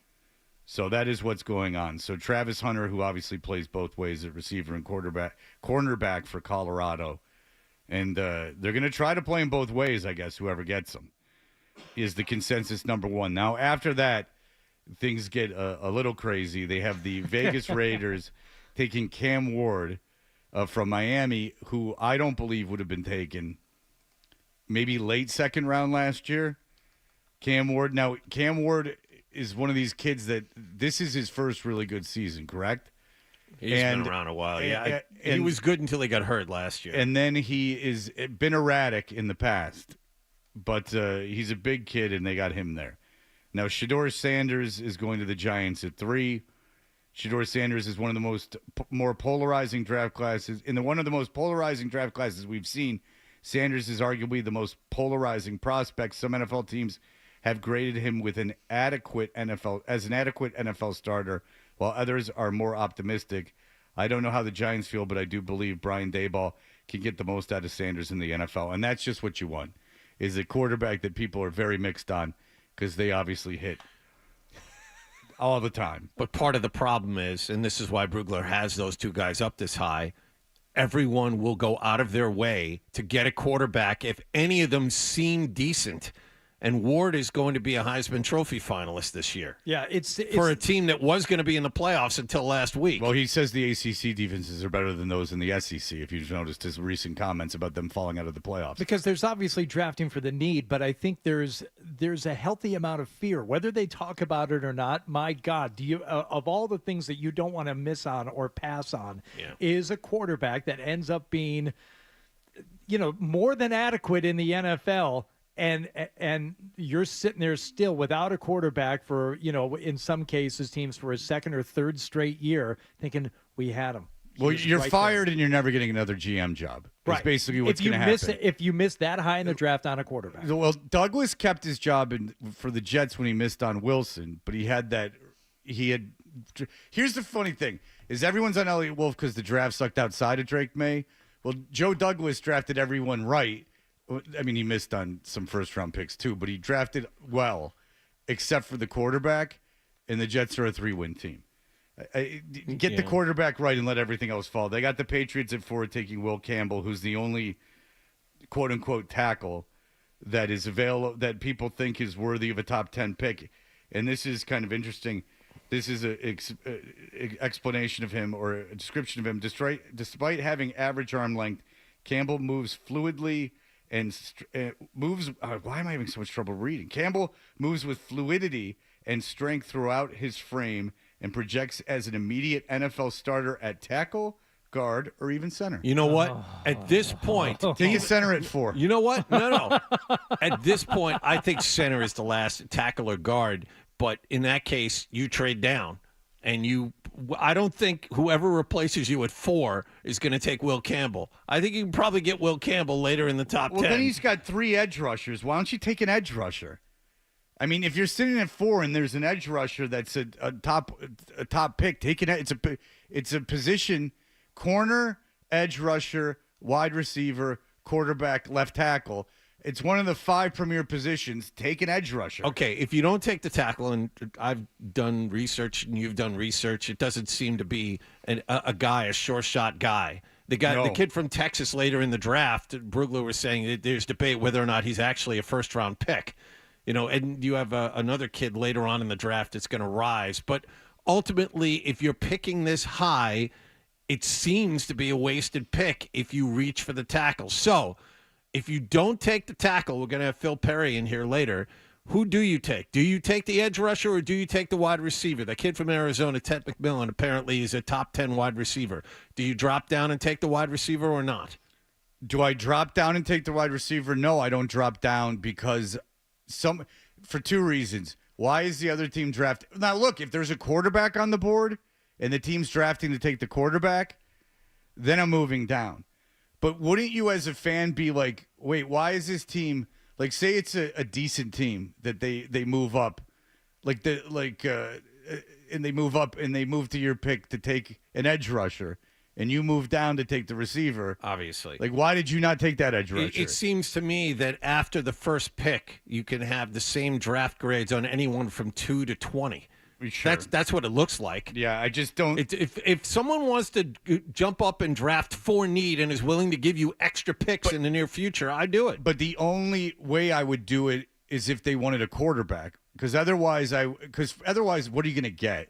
No one's going to give you anything to move up to take one of these kids. In my belief is there's always one desperate team willing to do it, and even though the Patriots only have for the 4th a quarterback. pick, I know, but even though the Patriots have the 4th pick now, considering they still play Buffalo twice, that pick's going to be better than this. Julio Jones, like when there's like an absolute star at a position available, then a team might trade up. So say like a quarterback goes 1, and a quarterback goes 1 and Travis Hunter is still on the board. Maybe a team trades up to 3 if he's still on the board if 2 quarterbacks go.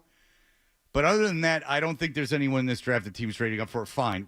To your argument, fine. Trade down. I would just be a little skeptical that the guy who's trading up for the player isn't smarter than Elliott Wolf. Okay. That would be my one concern, because if someone moves from 8 to 4, they're not giving you much, and we'll see. Go ahead. My point is now I'm assuming that Travis Hunter is going to be number 1, and the Patriots pick is going to be higher than 4 when we get there because they have the 2 games coming up against Buffalo.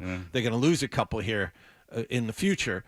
I think with the quarterbacks there, somebody will try and jump up and take one of those 2. And if I'm the Patriots and I have the 2nd or 3rd overall pick, you take that deal, you drop down a few spots, you get a guy, whether it be an edge rusher or the tackle or whoever, the wide receiver at 5, 6, or 7, you get a bunch of picks in the near future, and that's what this team really needs. Would you take a defensive tackle in the first top 10? Defensive tackle, no. Edge rusher, yes. What about if it was the best player, the second best player in the draft?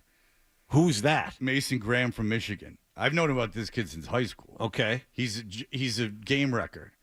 No, he's not going to rush the passer, but he's going to demand double teams. Maybe, but I think the pass rusher is more important. Jalen Carter was a top 10 pick. He's pretty good.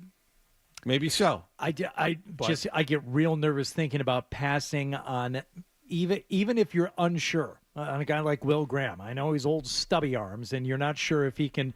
You're not sure where he's going to play. You need so much help on the offensive line right now. I mean, that's their primary weakness, I would say. But if you're not sure if he's going to be a left tackle, you could probably get him at 8 or 7 instead of 4.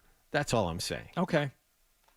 If you're sure that you can still get help early with your, I think it has to be your first overall pick has to be offensive line, even if you're unsure, because you can't fill it out in free agency. You can't make trades for it. You can't do anything else. It has to be in the draft. And you've got to draft some offensive line help. But if he's not a left tackle, and look, maybe he goes through the process and he grades out, okay, he's on my left tackle. Fine, I'll take a left tackle at 4, but I'm not taking a guard at 4. I'm not taking a center at 4. No. I'm dropping down and taking that guy. Yeah, well, that's just like anything else. It's just like reaching for a quarterback. It's the same thing. If you reach for a guy at 4 that you don't believe is worth the 4th pick, and they're not in a position they need everything.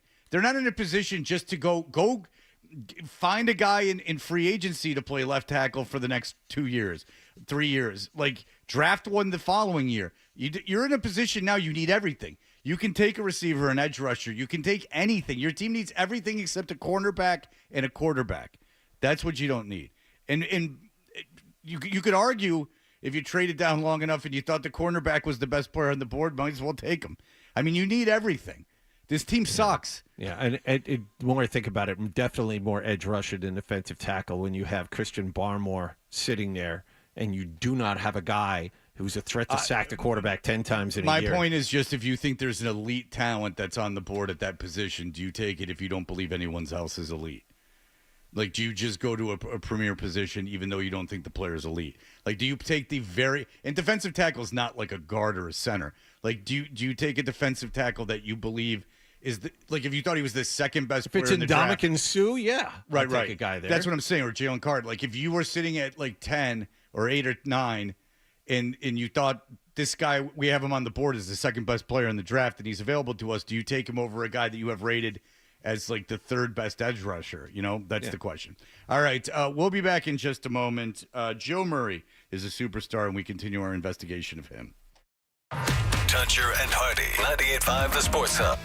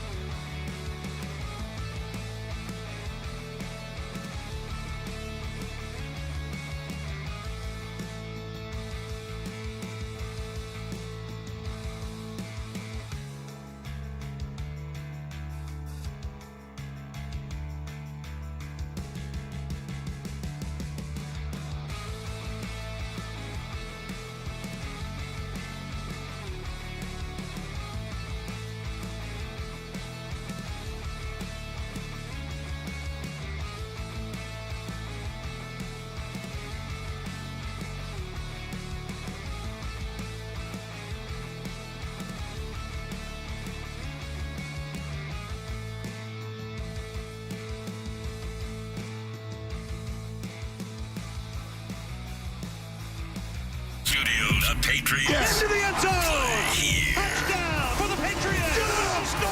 WBZ FM and HD Boston 98.5. The Sports Hub. A Beasley Media Group station. Sports Hub headlines. The Celtics didn't have Jason Tatum or Drew Holiday last night, but that didn't matter too much because of this guy. Jaylen is as locked in as I have ever seen him in this first half. He is controlling both ends. Dribbling slowly, left side of the floor. Steps to his right, dribbles between his legs. Spins back to the right. Dotted line jumper is good. This is a complete Jaylen Brown takeover here. That is Sean Grande here on 98.5 The Sports Hub. Jaylen Brown scored 23 points in the first half and 28 for the game in a 130-120 Celtics win over Detroit at TD Garden. They've won 9 of 10. They're 18-4 overall. They'll have tonight off and host Milwaukee tomorrow evening. The Bruins got 2 goals apiece from Brad Marchand and Morgan Geekie. They beat the Blackhawks in Chicago 4-2. They're back at home Saturday to play Philadelphia. Also, Marchand named to the roster of Team Canada for the upcoming Four Nations face-off, which will take place in both Montreal and Boston in February. Charlie McAvoy and Jeremy Swayman made the American team. Elias Lindholm has been named to the Swedish roster. Patriots are off for their bye week. Week 14 of the NFL season begins tonight in Detroit with Green Bay visiting the Lions.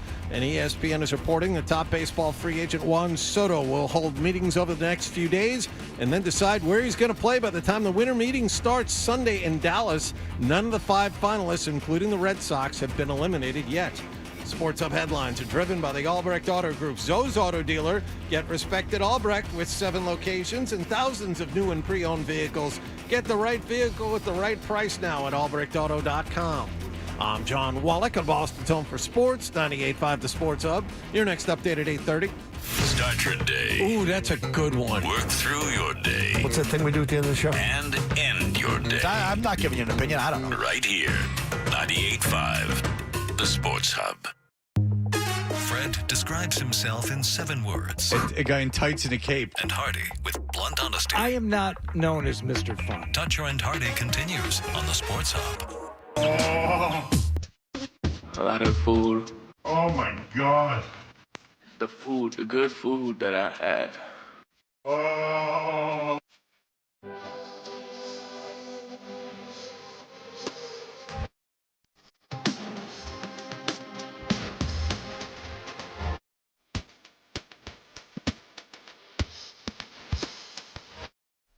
Hey, we are Toucher and Hardy, brought to you by FanDuel Sportsbook. Make every moment more with FanDuel. You can watch us on YouTube 24 hours a day, but you can watch us live by searching 98.5 The Sports Hub. Do us a big favor, would you, and subscribe, then we're in your algorithm. I did it, and I don't do anything.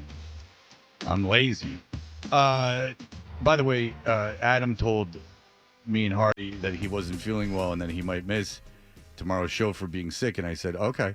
And then Hardy heard it, and his back got straight. He does not like that. Well, you're not here tomorrow, so of course you say, okay, what do you care? So we're already down one person. Have tomorrow. I ever gotten mad at anyone for, I mean, it would be a little bit of a hypocrite if I got mad at someone for being sick. I'm not mad. It's just like, oh, that's going to, and of course, 12, if you're sick, don't work. Bang That's out, not how he feels. Bang out now. Well, I'm not going to leave now. I'm That's see not how how I'm he feeling at feels. the end of the show, but I'm not well. He doesn't like it when people take sick days.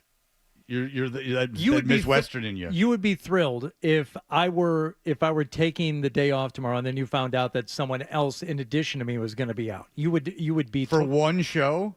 I don't care. Dude, I've done shows with, you should see some of the people I've had to do shows with in the past. Dude, I've done shows with a rotating cast for in 2 times since I've been in Boston on the Sports Hub. There were months-long stretches of time. Yeah, he was gone for about good 5 reason. there. Yeah. There was one time where my partner was gone, and for good reason, for like 5 months. Yeah. And I did it with a whole... You should know some of the people that came in. Watch me gaslight this one, Wallach. Okay. Well, that just shows I do care and value the people that we work with on a daily basis. You just said you don't care. Oh, I that's think that pretty I look at impressive. Adam That was as pretty good. I got to give you that one. Is that what gaslighting is? Yeah. Okay. I took this, which is about me, and turned it into something that you're doing wrong. Yeah. Okay, so that's what gaslighting is. Yeah, I think. It's funny. I think I'm gaslighting. Either way, the I turn know the someone who does that an 180-degree awful turn was lot. good. I know someone who does that And by an the awful way, lot. we are in such great shape now because if Beaton moves over now and he's producing the show tomorrow as lead producer, great. Yeah, we're and that's fine. that's what'll happen. Oh, Beaton has produced many of my Yeah, shows. yes, so that's we're right. 12. Let's Yeah. call it right now. You're taking tomorrow Well, off. Go get well. Listen, I woke. You know how it is. Woke up in the middle of the night, you feel lousy, but I didn't want. I don't want want to talk about it a lot. I just want to decide it right now. Well, You're taking tomorrow off. No matter what, the show you will be in the capable hands of a producer, whether it's me or Ryan Beaton, and everything will be set up before It'll be better 10:30 with, this morning. It'll be better with you gone. I'm like Fred. agreed. I don't care. As a matter of fact, now I look forward to it. No. Just like Fred. 12, I think the music selection and the addition that you have brought to this show is great. Thank you. I don't feel like Hardy at all. I think you will be missed. For one show, I've done this 10,000 hours. I've done this 30,000 hours. I could come in here and have not at 100% and get through a show, believe me. Yeah. That I don't mind. Yeah. You need me to fill 4 hours of radio, I fill 4 hours of radio. I don't care who's next to me. Now, sometimes it's tougher than others. He doesn't care. For a day. Yeah, that's why I picked you. Snap. The double reverse gaslight. Skaboom. Wow. Don't care so It's much. like I a picked game you. of Uno, just flipping out the Triple reverse win. cards back and forth. Or did I pick you? You were given the opportunity. You would have chose to work with me. That is true. All right. And either one of us, watch this, would choose to work with Joe Murray. But Joe Murray doesn't need any help. What Joe Murray needs is a phone call for his segment. How many does he take a lot of calls? Nope. He took one phone call 2 nights ago. We're going to listen to the edited version, which runs nearly 4 minutes long. And I'm here to tell you, Fred, this is half the length of the phone call. It ran for over 7 minutes. This is why the Joe Show is the best, and I'm pissed whenever a game's on. Here we go. Let's talk to Lisa. Hi, Lisa.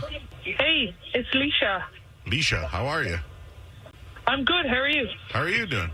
Yeah, pleasantries. Just let's go. How you? Good. I've been better. Weather's got me down. How about you? They're not done. They do it one more time. I'm good. How are you? I'm great. Do you coming home from the Bruins game? Yeah, but I'm from Ireland. I'm just here on holidays. Nice. What'd you drink? Wow. Can you imagine if it was another race or nationality? So we're going to keep count of these. That is the first offensive thing he is going to say to Leisha. Number 1, she's from Ireland. Oh, so you're a drunk. Right. So offensive thing number 1. And it was very pleasant at the beginning. How are you? I'm good. How are you? How are you doing? I'm good. How are you? I'm great. Yeah. Very pleasant, but then it gets right into... He's like, sweet filling of time. All right, I'll tell you this. I don't think there's one Irish person that would care, but yes, that is a stereotype. Nice. What'd you drink? What's that? What did you have any drink alcohol out here? Yeah. Listen to that breath. Alcohol out here?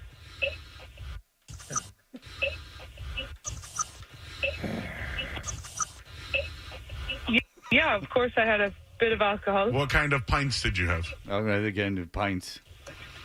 I had some true. Okay. All right.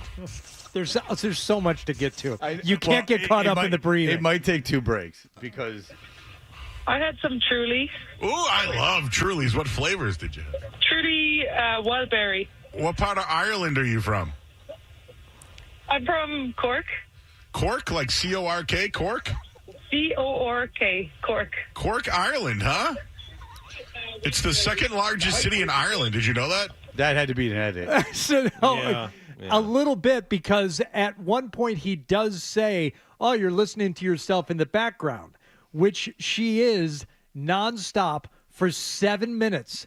How many times does Joe ask her to turn her radio off in the background? Well, he might lose the call if he does that. And then the answer is 0. Right.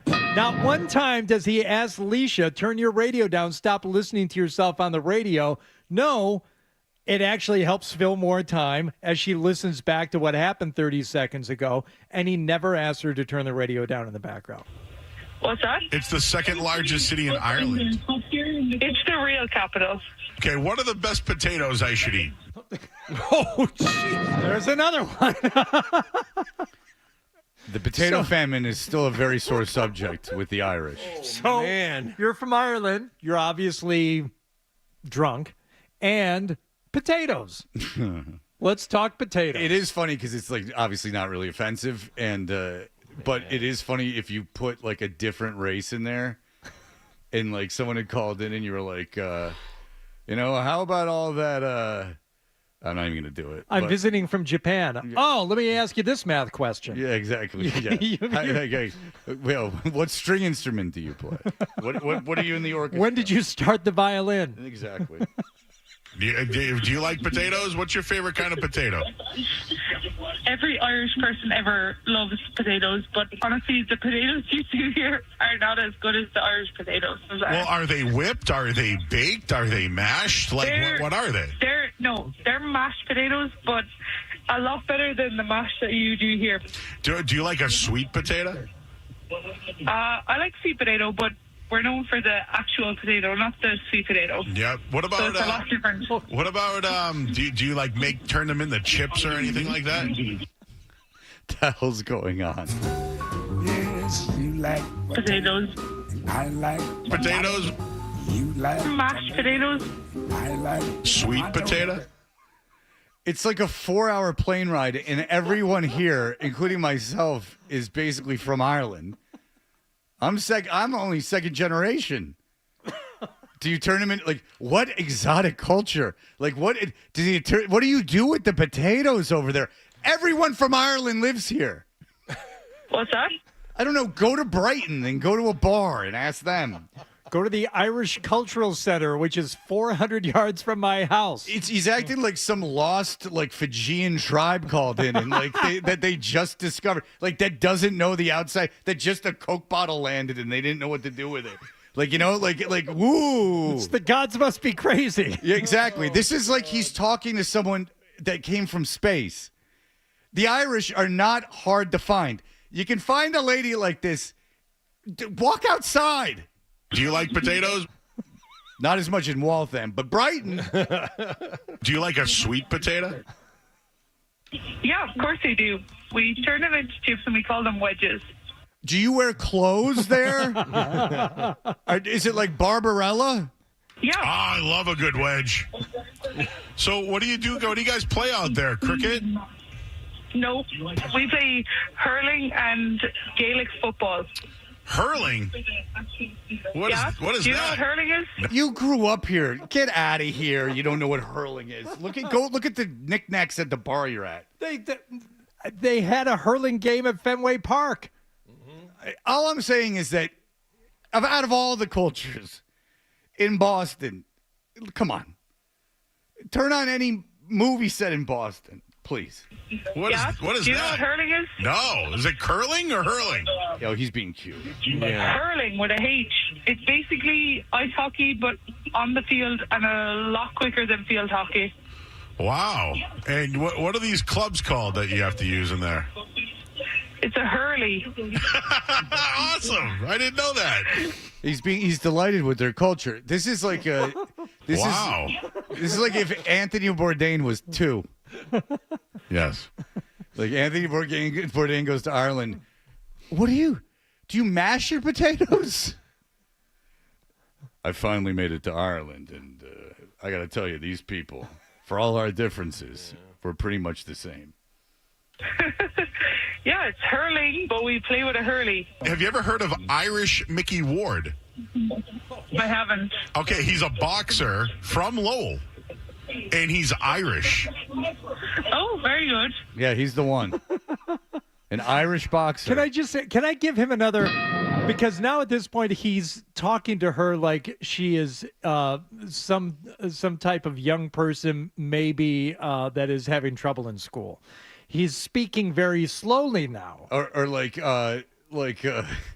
hi, Sally. Welcome to school. Have you met Tyrone? I think you two will get along famously. I mean, it's the you're from Ireland, so you're drinking. Let's talk about potatoes. And now I'm just going to slow things down for you. Oh, Saul, I think you'd get along great with Danny Stein. Hey, Saul, have you heard of my doctor? He's one of you. He's a Jew. We're going to sing Christmas songs this hour. Maybe you would like to play outside. What's the one about the toy you people sing? A ladle? No. Yeah. I don't want that witchcraft in here. But you feel free to play with it in the annex.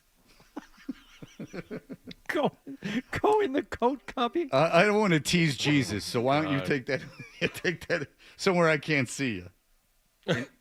Yes, and he was in a big-time movie called The Fighter. Have you ever seen it? He's talking to her like she doesn't speak English.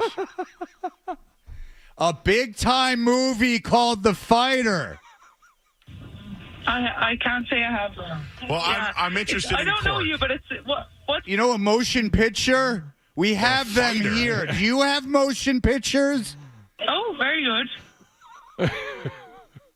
It's people that they tape before playing in front of you, usually in a dark room. Yeah. There it is. My name is Joe. My name is Joe. And you know what my last name is? Murray. Joe Murray. It sounds like you already have the gift of the gab. You don't need to go to the Blarney Stone. Thank you very much, Lisa. You have yourself a good night. No, Thank you. It's Leisha. Oh, Alicia? Like Elisha? Just Leisha. There's no A. Just Leisha. So Lisha? No, you won't guess the spelling. It's Laoise. No shot. Well, that's because not even trying. No. Well, no, that's a little pretentious. Let's be honest. Well, it's like Gaelic spelling. Yeah, I know, but come on. What's your how do we say your last name? What's that? Do you have a real thick Irish last name? Or a real thick booty? And by last name, I mean ass. What the hell's going on? Yeah, Joe grew up here. What the hell is he doing? Yes, you like hurling. I like hurling. Chad, hello. Freddie T, good morning, guys. Love the show. Just simple question for you. How long till the great 98.5 The Sports Hub is taking applications to host the night show? Never. Joe is the best. No. Get out of here Can't with that. replace him. This is fantastic. If I was listening to this on the radio, I would never turn it off.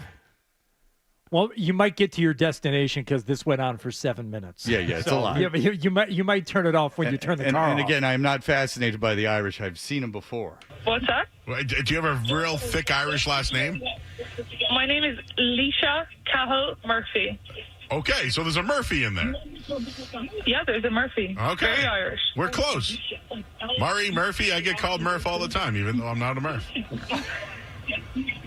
All right, Lisa, thank you so much. Yeah, she just bagged out. She's like, I can't take this anymore. What the hell was that? yes, you like Murphy.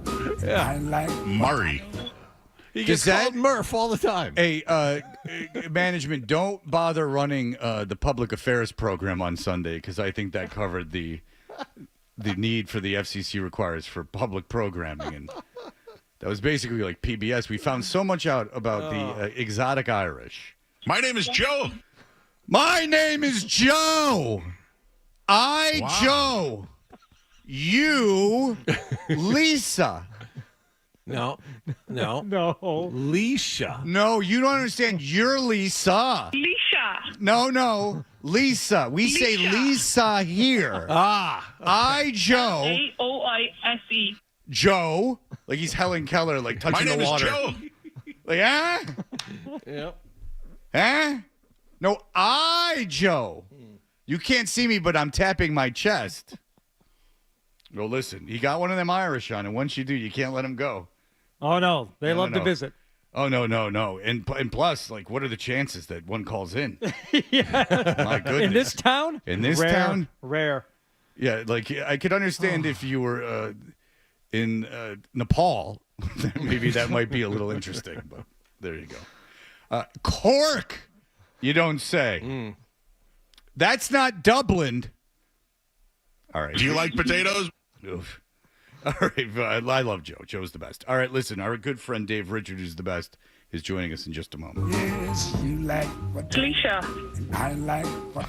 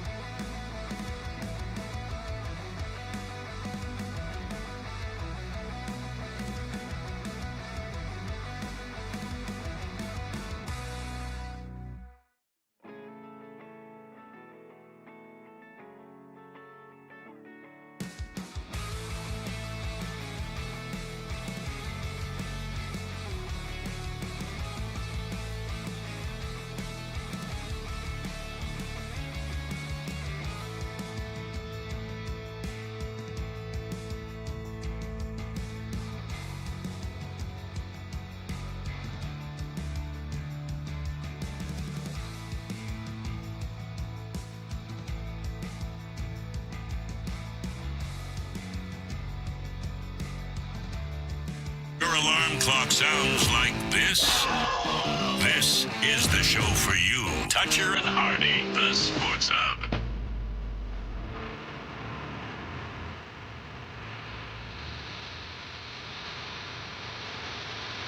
Hey, we're Toucher and Hardy. Dave Richard is the fantasy football guru at CBS Sports. There are 3 ways to link up with Dave Richard and his fantasy football advice. On X at Dave Richard, live on YouTube every morning by searching Fantasy Football Today, and 3 times per week on Fantasy Football Today on CBS Sports Network. Check local listings. Dave joins us on the Volkswagen Dealers Expert Hotline. Hi, Dave. I have 2 questions, Fred. Question number 1, are you locked into a playoff spot yet? The answer to that is yes. That's awesome. All right. Question number 2, did you get ahead of this week? Because there are 6 teams on bye. Do you have a lineup full of players that are going to actually play, and you don't have a bunch of bye week stooges in place because you don't have any Ravens, Commanders, Broncos, et cetera on your team? First of all, I'm in first place. Holy hell. By a full game.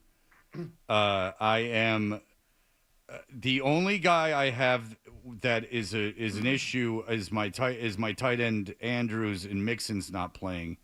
Yeah. So I have to start Kareem Hunt, which is not what I want to do.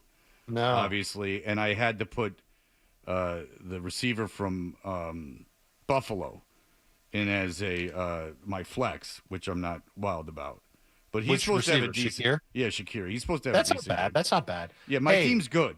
For this, I'm going to give you a running back to Yeah. go pick up and Yeah. maybe use over Kareem Hunt this week. All right, Roach, if you step in here, Roach, and take this guy, you son of a bitch. No, I'm going to take him. No, you can't. Who is it? Who is it, Dave? Shut up. Well, hold on. Maybe I should I email it to you, Fred? I'm not going to take him. All right, go ahead. Tell me. All right, because, I like to give you these names, but it's for the benefit of everybody. First of all, double check for Isaac Garendo. I would imagine he's already been picked up in every league. But I think there's a chance that the Raiders are going to use more of a guy named Sincere McCormick, which it sounds like a made-up name. Like Key and Peele might have said his name during their whole spoof on player introductions a long time ago. But he's a real guy, and he doesn't look bad for the Raiders. And I think he's better than Kareem Hunt this week. Sincere McCormick is okay. How do you spell that? What's going on with this? Well, guy? McCormick is the traditional spelling of McCormick. M-C-K? M-C-C-O-R-M-I-C-K. And you spell sincere the way you would normally. Correct. Oh, I wonder if he'll call into Joe's show. Sincere McCormick. Because Joe just had the Irish lady on for 7 minutes. All right, I got him. All right, so I should start him over Kareem Hunt. I would start him over Kareem Hunt. And even if Alexander Madison is active and he plays, I think McCormick is somebody that the Raiders can do well with. And I don't know if that Bucs run defense is really as good as the Panthers made him look last week. Okay. All right. Well, there you go. He's in. And is Dobbins going to play again? He might be back week 17. I think he's eligible to come back. But the playoffs for fantasy is done by then.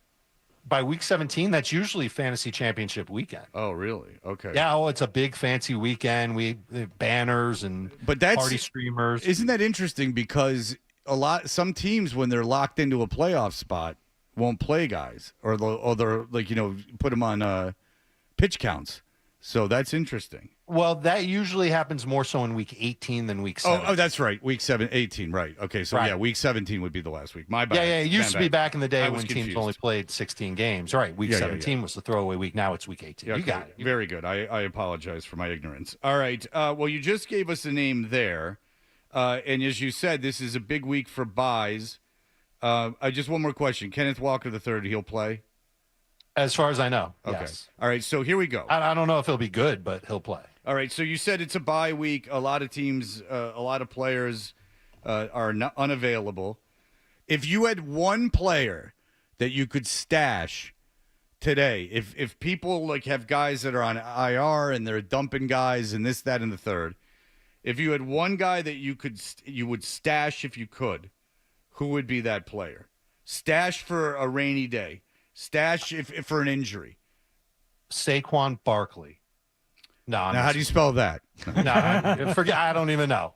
But no, you're talking about like a running back that people can find on the waiver wire, and and potentially use down the line. I would start with Blake Corum of the LA Rams, who we saw a good game from Kyron Williams against the Saints. Everybody runs well against the Saints. But I wonder if the Rams are starting to toy with the idea of starting to lower just how many touches he gets from game to game.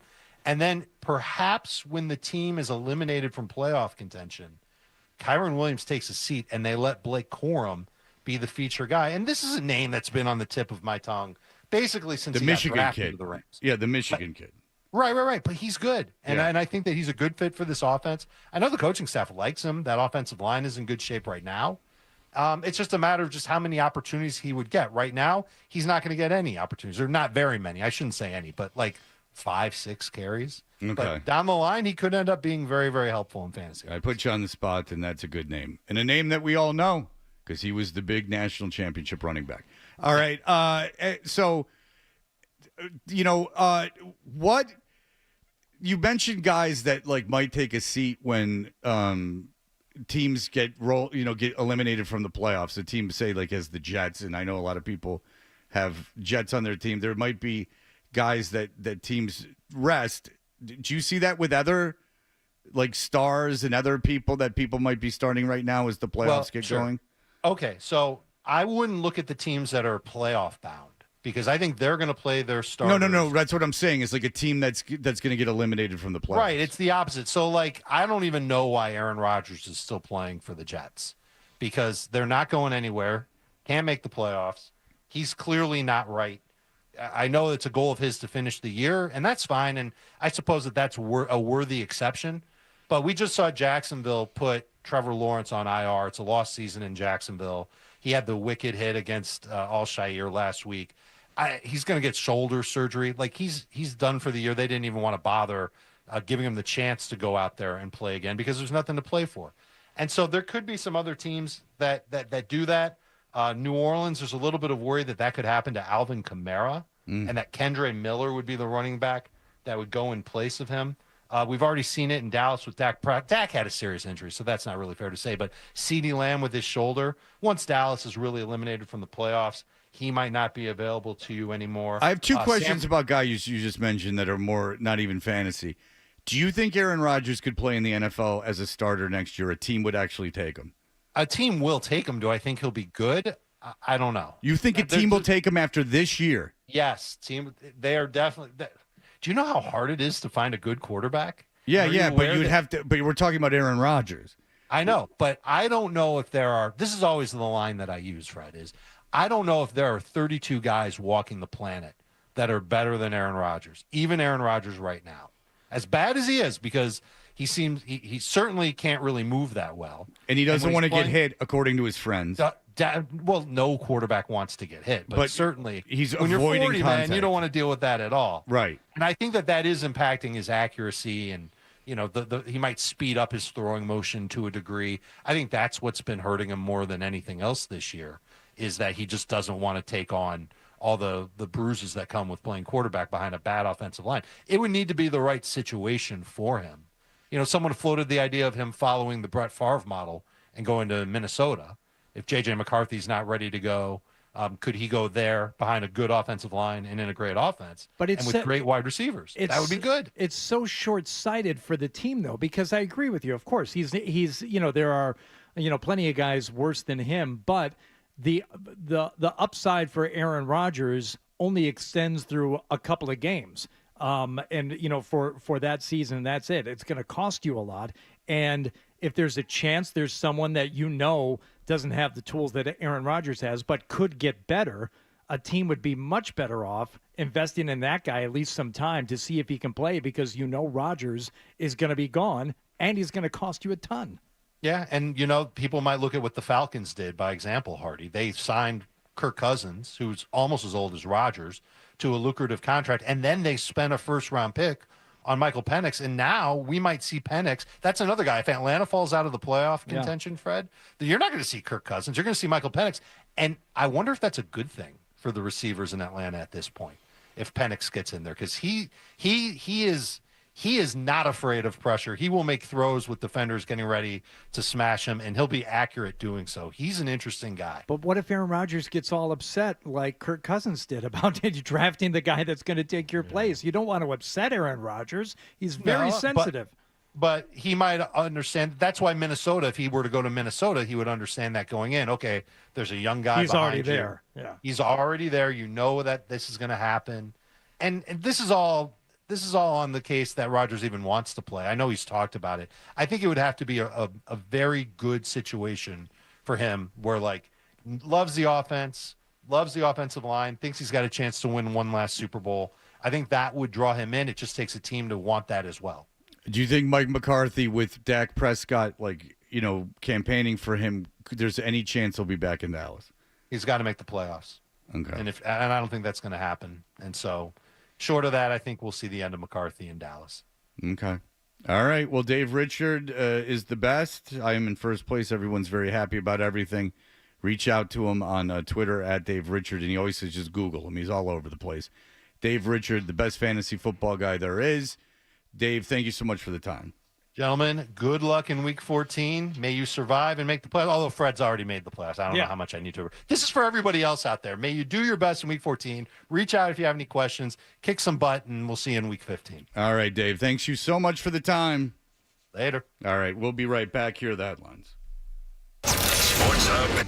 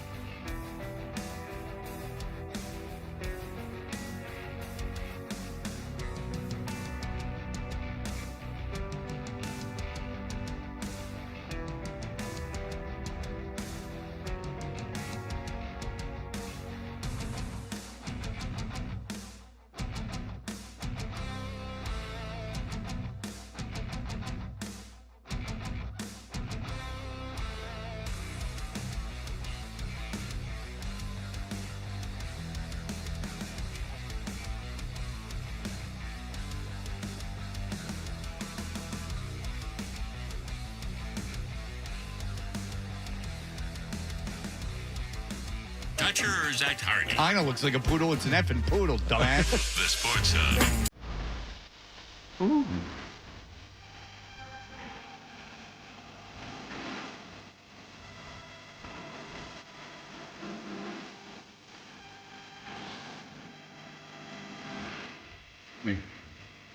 Hey, we're Toucher and Hardy. Valvoline Instant Oil Change wants you to give you the gift of travel this holiday season. Be listening at 8:50 or whatever for your chance to score a $100 Visa gift card for your holiday events and travels without worrying about the price of gas. Visit the contest page at 985thesportshub.com for another chance to win.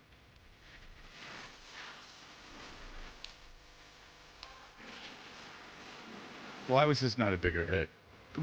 I think this is the best performance on Saturday Night Live. It's hard to find. So I'll tell you one of the reasons why it wasn't a bigger hit.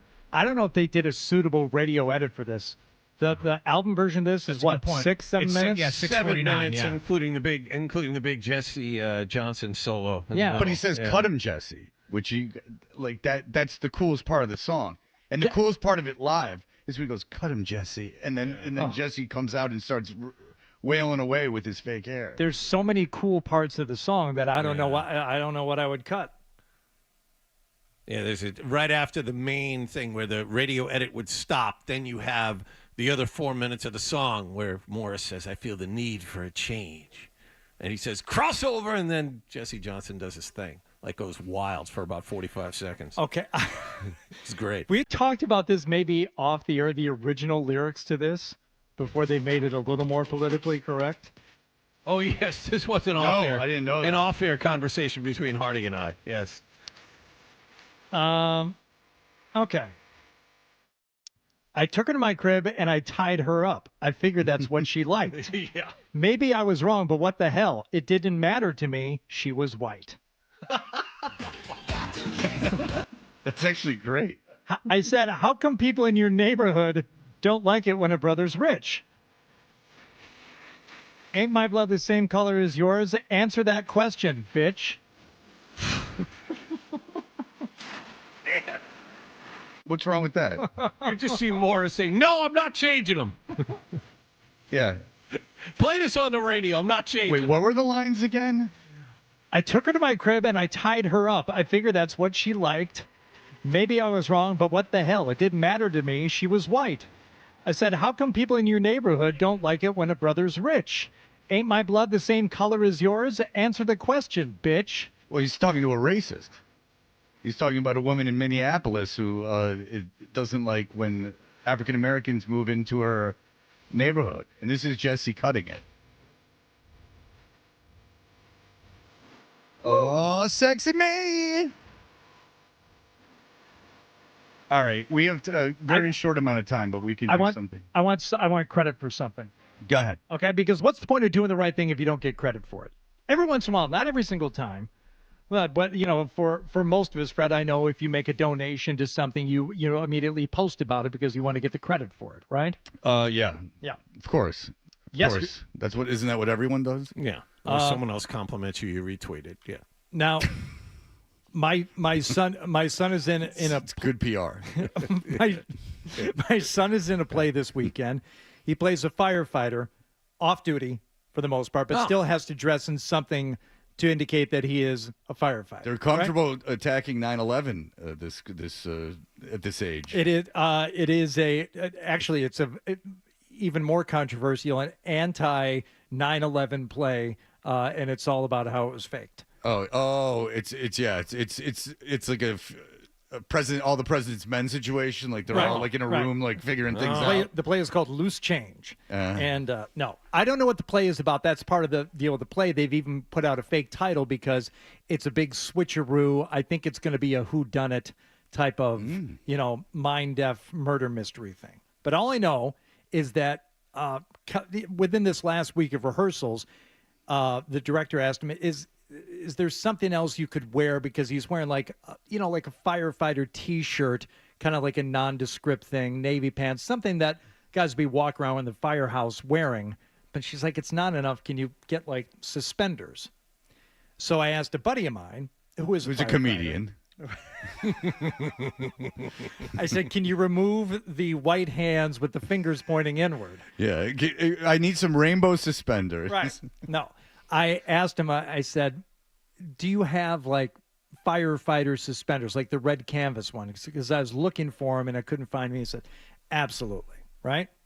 Now, this is not the credit I'm looking for, Fred, the credit to my friend, because when I stopped by to meet up with him yesterday, he not only had suspenders, he had an extra pair of firefighter pants. He had this belt situation that kind of goes across the chest, almost like shoulder strap style, with that holder. Pick up your sweatshirt so I can see it. Holder for the walkie-talkie and a mini flashlight holder. Yeah. And his old helmet. And a 44 Magnum. No, he's not a police officer. Oh, He's a that's right. firefighter. They're not allowed to carry guns? An actual firefighter helmet. Now, here's where I want the credit. My immediate instinct, after I met him after the show yesterday and picked it up, was to prop it up on top of my backpack in the seat next to me, have it sitting up high enough, and start going through drive-thrus to see if anyone would, A, thank me for my service. Give you some free stuff. Or B, give me a free bean burrito. Yeah. I did not, because I knew that would be stolen valor. That would be stolen valor. Yeah. Good for you. You understand how difficult this was for me not to cosplay. Show it off. Right. Again, I don't even think you'd probably want free stuff. Is you just wanted people to think you were a firefighter. Just give me the nod. Yeah. Give me the nod. You like, didn't hey. want. You didn't want free stuff. Like you wouldn't. It wasn't like you would try to get on the airplane, but you would walk around the airport letting people think that you were a fireman. You wouldn't take advantage of it. I know you. It's not the. You don't want the material object. You just want the feeling of what it's like to be in that person's skin. You get it. Yeah, I get it. You get it. I totally get it. Do you know how good I feel just driving around in the truck with that helmet? I put it in the back seat so as to ward off any other temptation. Yeah. Oh, you can let people think you're a fireman from afar. That's not doing Can any. I? Yeah. Oh, sure. That's not. You're not doing anything wrong. Was it wrong to wear it while I was driving my son to school last night? Because he did ask me to take it off while I was driving. There's nothing wrong with putting it on if the man gave it to you, and it's nothing wrong with from afar if you're not taking advantage of it or really doing anything to have someone glance at you and assume you're a fireman. And I put it on as a joke last night in front of the wife and said, "Hey, you know, once I drop the kid off and Katie's off doing her thing, you want me to put this on?" And she laughed and said, "Of course not." And then I caught a glimpse of myself in the mirror. I kind of get it. It's funny because I get the cosplay. I've never gotten it before. I kind of get it. Yeah, because you would think after being with someone for 20 plus years or whatever, however long that you've been with your wife, that putting a helmet on, they wouldn't even know it was you. Right. It's like, wow, this is like a whole other dude having sex with me. Yeah. Just same penis and same stuff, but just the helmet. Better. That's like with the helmet. It's like when women were like, I don't know, I put lingerie on for my husband, and you're like, like, I don't really know what that's supposed to do. Like, bite your fist. Like, I've never seen that before.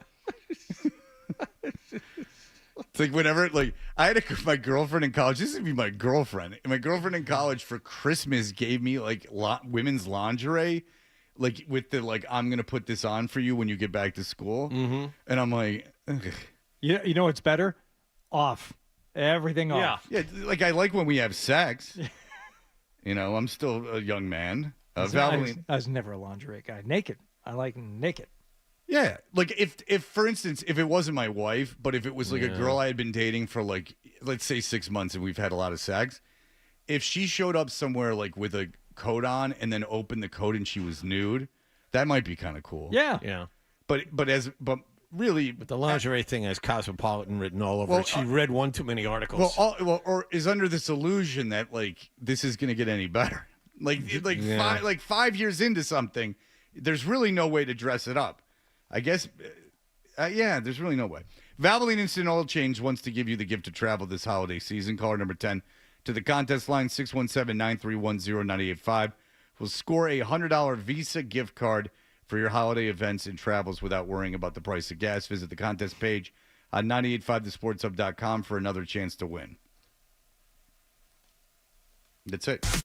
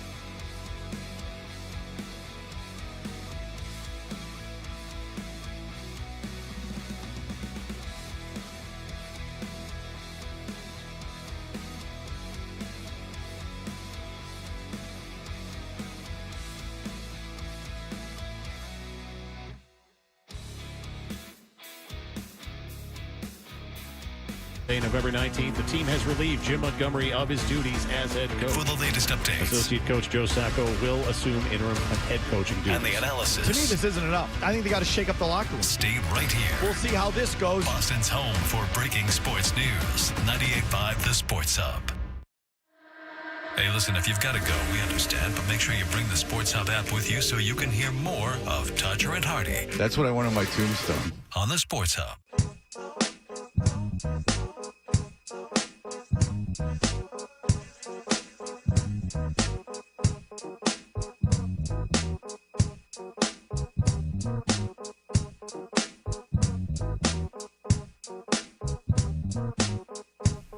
Hey, we're Toucher and Hardy, and if there was only a camera backstage here, you could hear the wacky conversations we're having, talking about traffic and what days it's the worst. We're a lot of fun. We're brought to you by FanDuel Sportsbook. Make every moment more with FanDuel. Also know this. You can watch us on YouTube, which is exciting for a lot of people. Especially now. Yeah. Because we have a very handsome gentleman in studio. Boy, oh boy, Jonathan. I mean, if you did this every time a female was in, I think that we'd have a I'm HR taking issue. with him, Fred. I'm sorry. I can't control my feelings. Sorry. I mean, you mentioned that an awful lot. Phil Perry covers the Patriots for NBC Sports Boston. He joins us live in studio this morning. The feeling's mutual, John. Just want to let you know that. That's right. Yeah, he's got a type. You should see him at a Yeah Yeah Yeahs concert. Well, I was just going to say, I'm not sure. You know, my hind quarters are ample enough to draw that kind of praise from Let's John. give her a look. I mean, Jesus, John. I'm not in here tomorrow when Kendra's in, but I hope this isn't your attitude with her. No, it's not. I think you know the answer to that. Yeah, we would have a very different time on our hands. Yeah. All right. Well, listen, Phil. You came in from Milton. I did. Yes. Are we going to talk about the traffic now? Yeah. Let's just knock I it out. felt like that was more of a No. All right. So listen. But he came in from Milton. It's snowing. If you don't know, it's snowing for the first time this year. The weather is absolutely horrible. All right. So listen. We had a guy that called in. I've been praising Drake May, as the show as a whole has been praising Drake May. This is not the point, but I was talking to our boss, who's a big Patriots fan. I said, "Look, I'd be thrilled if I'm a Patriots fan. This is unheard of. What you went 4 years without a quarterback? You had the best quarterback ever, and now you got another one right away. There's teams that go entire lifetimes without having a franchise quarterback." And the guy calls in. He's all condescending. He got me and John's goat. We didn't care for him. Hardy didn't mind. And he compared Drake May to Will Levis. He said, look at their statistics. Now, I've seen both play. I've seen Will Levis a couple times. One complete game that Will Levis played that he single-handedly lost for the Titans when the Titans played the Jets. He didn't play against the Patriots this year, right, Phil? It was Mason Rudolph? It was Mason Rudolph. Yeah, it was Mason Rudolph. Will Levis has not played every game. But I saw Will Levis single-handedly lose a game and get chewed out publicly by his coach. Did you guys see that? Because that was like a highlight. His head coach grabbed him and was like just screaming at him. Isn't it a WTF are you doing kind of situation? Yeah. And they asked him about it after the game, and the coach didn't back down. He's like, yeah, he sucked today or something like that. He was like, I got to talk. I'm going to yell at him when he doesn't do what I want him to do. Do you think that's a fair comparison, Will Levis to Drake May? Their stats, he was right. Statistically, their stats are about even. I would say in one glaring category, Drake May is better, and that's rushing yards. He's got twice what Will Levis has. Yeah, I think it depends on what stats you're looking at. In all likelihood, I'm sure there are some, and I have one right here just because I was looking at it earlier today, so it's already pulled up on my old machine, where there is a significant discrepancy between the two. And so the one that I have pulled up, which I think is a pretty good stat, I don't know how often you guys reference it, but it's ESPN's QBR metric, which ranks players. Basically, in theory, you get a score from 0 to 100, and it tells you how likely you would be in an average, in this instance, Drake May performance to win a football game. And so it gives you, you would win about 65% of your games if you're Drake May. His number's not 65. 65 actually would put you near the top of the league.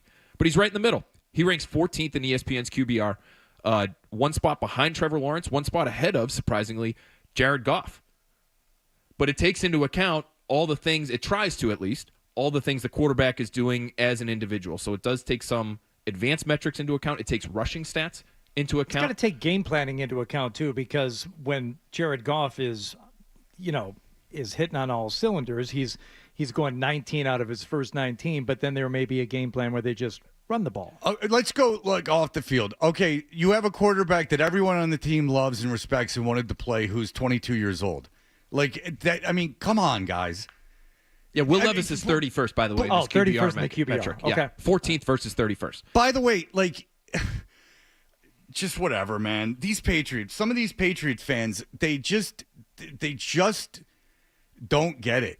They just don't understand it. Do you not watch the rest of the league? No. They don't watch the rest of the league. I think that's a Obviously significant not. piece to this.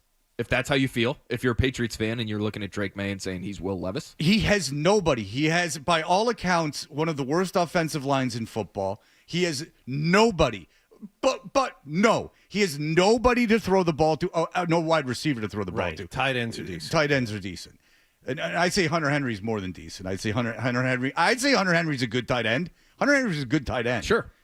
So he's got a good tight end. He's got a whatever running back. He's got a good tight end. We thought running back was going to be a strength this year. Well, it's not a weakness. I mean, Ramondre Stevenson's fine. He's not a top tier guy, but he's middle of the pack, like his starting running back in the NFL. He's not going to break anything open, and he's not going to change the game really. But he's a workhorse running back. That's whatever. If he hangs onto the ball, go ahead. We're starting talking about the personnel and what Drake may or may not have. I read your mailbag yesterday, and the first 4 questions were, when are they going to fire Gerard Mayo? How soon are they going to fire Gerard Mayo? And this goes back to what we were just talking about, how fans don't look at other teams around the NFL. I mean, look, Mayo's not going to get fired. He's a hand-picked replacement for a legend. But why do you think fans feel this way? If they watch the game, they see that there isn't much to work with. Yeah, well, so I think that's number one, is that maybe they don't understand relative to the rest of the league just how bad the roster is. But I think the other thing, and I think fans here are pretty smart. I think fans in Boston across sports are among the smartest in the country. And I'm not just saying that because I'm from here. It's obvious. I think that is absolutely most people would agree. Then like some hayseed in Alabama or everything. I mean, yeah, absolutely. So, and I think what people can do here, and they should, is in the number of one-score games that the Patriots have had this year, you can analyze, you can dissect, you can really dig deep on 1 or 2 decisions every single week that the head coach makes and say, well, that could have been the difference between a win and a loss in a one-score game. And they're not wrong to point that stuff out. But they also haven't seen what a rebuild looks like. And this is a rebuild, and it's been bad here for a number of years before this year. And so I think people also feel like, well, what have they been doing the last foot? Like, haven't they been building towards something? When in reality, this is truly year one. Yeah. And so that, I think, is hard for people to get their arms around. The other thing is Mayo is obviously feeling his way through the job. I think it's safe to say. And I think that's probably putting it kindly, right? He knows he needs to get better as a head coach. He knows he has a lot to learn as a head coach. And so while the talent on the roster is one thing, and to me it is the primary thing, you're also dealing with a first-time head coach who's going to be figuring it out on the fly. Yeah. And that's not good enough for people who have seen a lot of good football here. And I get that to a degree too. But that's the reality of the situation is you hired this guy hoping he would be better as he goes through the job, which is part of the reason you're not going to fire him after year one. And here's the deal, is that even if they're not going to fire him and he goes into next season, he's got a new D coordinator or anything else, and he struggles, then you fire him and you bring someone else in. Get another head coach. Another quarterback's a different story. Look at, what if you are the Giants or the Vegas and you're going into next year? What are you going to do? There's nothing for you to do. You got to overdraft some kid that's most likely not going to be anything. Or what, Sam Darnold, who I like, but you're going to pay Sam Darnold a king's ransom to come in and hopefully duplicate what he did. How much money on the quarterback who on wasn't Daniel your Jones? future? Yeah. Right, exactly. So, I mean, like, what are you going to do? There's nothing to do. So the idea that the Patriots were in that particular draft where there were 3 quarterbacks that look like they're going to be good NFL quarterbacks. When Caleb Williams is on, he's really good. And everyone knows about Daniels. You took the 3rd quarterback, which a lot of you didn't even want to do, There was a whole narrative about you build the team and take Marvin Harrison Jr. Blah, Marvin Harrison Jr. I'll give you 25. You went Will Levis. Will Levis, they went out and got Calvin Ridley. Will Levis he's got the same stats as Drake May. Look at Calvin Ridley, how he's turned that organization around. And they got a good defense, by the way. This is what makes people around the country, I think, hate Patriots fans. Is that they would, for those who would look at Drake May and say, this guy stinks. I just don't get it. I don't know if the guy, is this somebody who called in today? But in the way he talked to me, I didn't care for it. I don't know if he was a Patriots fan. I mean, maybe he's a fan of another team, and he's the thing is hating on the rest of New England for actually liking this guy. And the thing is, like, okay, Mayo's a bad coach. My thing would be like, all right, you're in the beginning of a rebuild. And look, I know rebuilds can go fast, and I know if you hit on next year's draft and you sign a free agent or two, you can be challenging for a playoff spot. Not a title, but you can be challenging for a playoff spot if you play your cards right. But the coach, to me, at this stage in the game, I mean, look at what Denver, I mean, if you want to, there's always a Sean Payton type out there. Bring that guy in. I mean, bring in, Vrabel is a guy this year. You're pretty confident. You're not taking a flyer, right? There's an established head coach usually available if you're willing to pay him. So the head coach, I don't care about the head coach. Good head coach is great. The quarterback, impossible to find. Much more likely to find a good head coach. I got to say, I wasn't expecting to come in here today and have the conversation be, why do people feel like Drake May's not very good? I didn't expect it either, and I thought it was one call we got.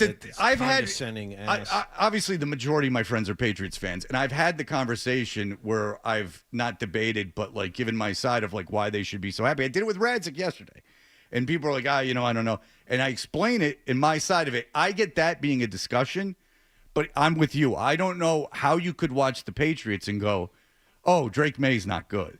This is a problem. You can get upset and you can get frustrated for other reasons. And by the way, the phone call was fine. The fact that John just called him a condescending ass, not good. I'm with you, Johnny. And Fred called him an old prick while he was still on the phone. Oh, wow. And this was a chance to really get someone over to our side. He's out of the demo. Between Wallach and Fred, that guy's gone. Oh, no. How will we survive as a First show of all, it's holiday that book. guy? So First of all, it's that's on holiday. you. It's holiday book. And second of all, I'm banking he's over 54.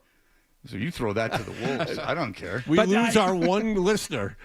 Hey, terrible. The way the ratings are, Hardy's not wrong. All right, you lose fair one enough. guy, and Fair enough. or you gain one guy. You're all of a sudden a Haverhill Spanish station. Call that guy back. Give him a meter. Well, I would also say for this guy who looks at the stats and says he's basically Will Levis, Fred's point about the intangible stuff, and it goes even just beyond whether or not his teammates like him, which I do think is important, and they do.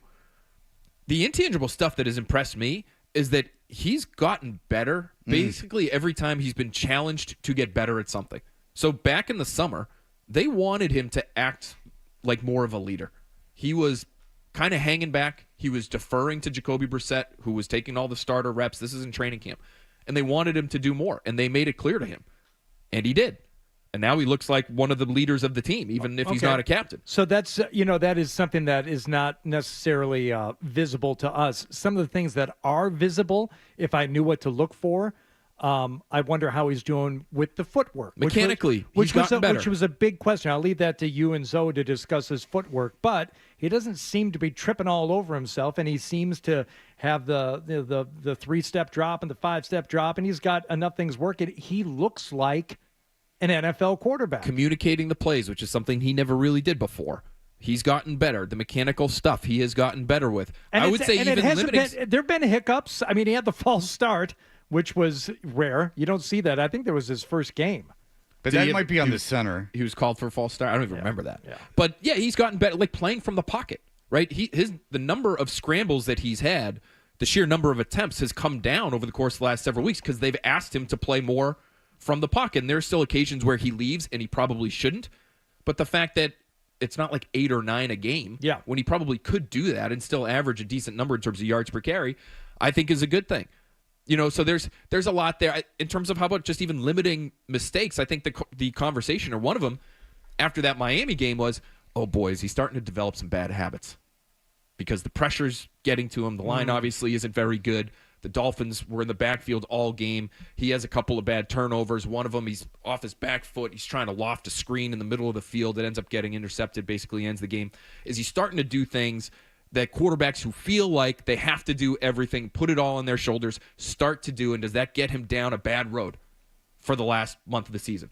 Well, then he comes out the next week and he has maybe his best game of the year, where he is nothing but Mr. Game Manager in some ways. The interception really wasn't on him, and he didn't throw the ball down the field at all. It's one of his best attributes as a quarterback, and every pass was within basically 15 yards of the line of scrimmage, and it was one of his best games of the season. Yeah, and just real quickly, it's not a question. Just if you want to know about team buy-in, I'll just give you Caleb Williams. What was the only question about Caleb Williams coming out was his attitude, and if he was a team guy, and if there would be buy-in from his teammates. And I mean, I got news for you. You know who? I keep bringing this up, but you know who's now talking to the media about how unhappy they are? Breece Hall and Garrett Wilson, and they're unhappy about Aaron Rodgers and are saying it. So if Aaron Rodgers can come into a situation and alienate one of the running backs and wide receivers, the fact that the 22-year-old kids got buy-in from the team should be impressive. I mean, that's a hard thing to get, and we've talked to enough guys that play or played in the league to tell you that that's not easy to get. To get a room full of guys to believe in you and to buy in is a very difficult thing, and you can lose them right away, as evidenced by Vance Joseph and Matt Patricia, who did it their literal first meetings with the team. Yep. All right, so we'll be back with more of Phil Perry in just a moment.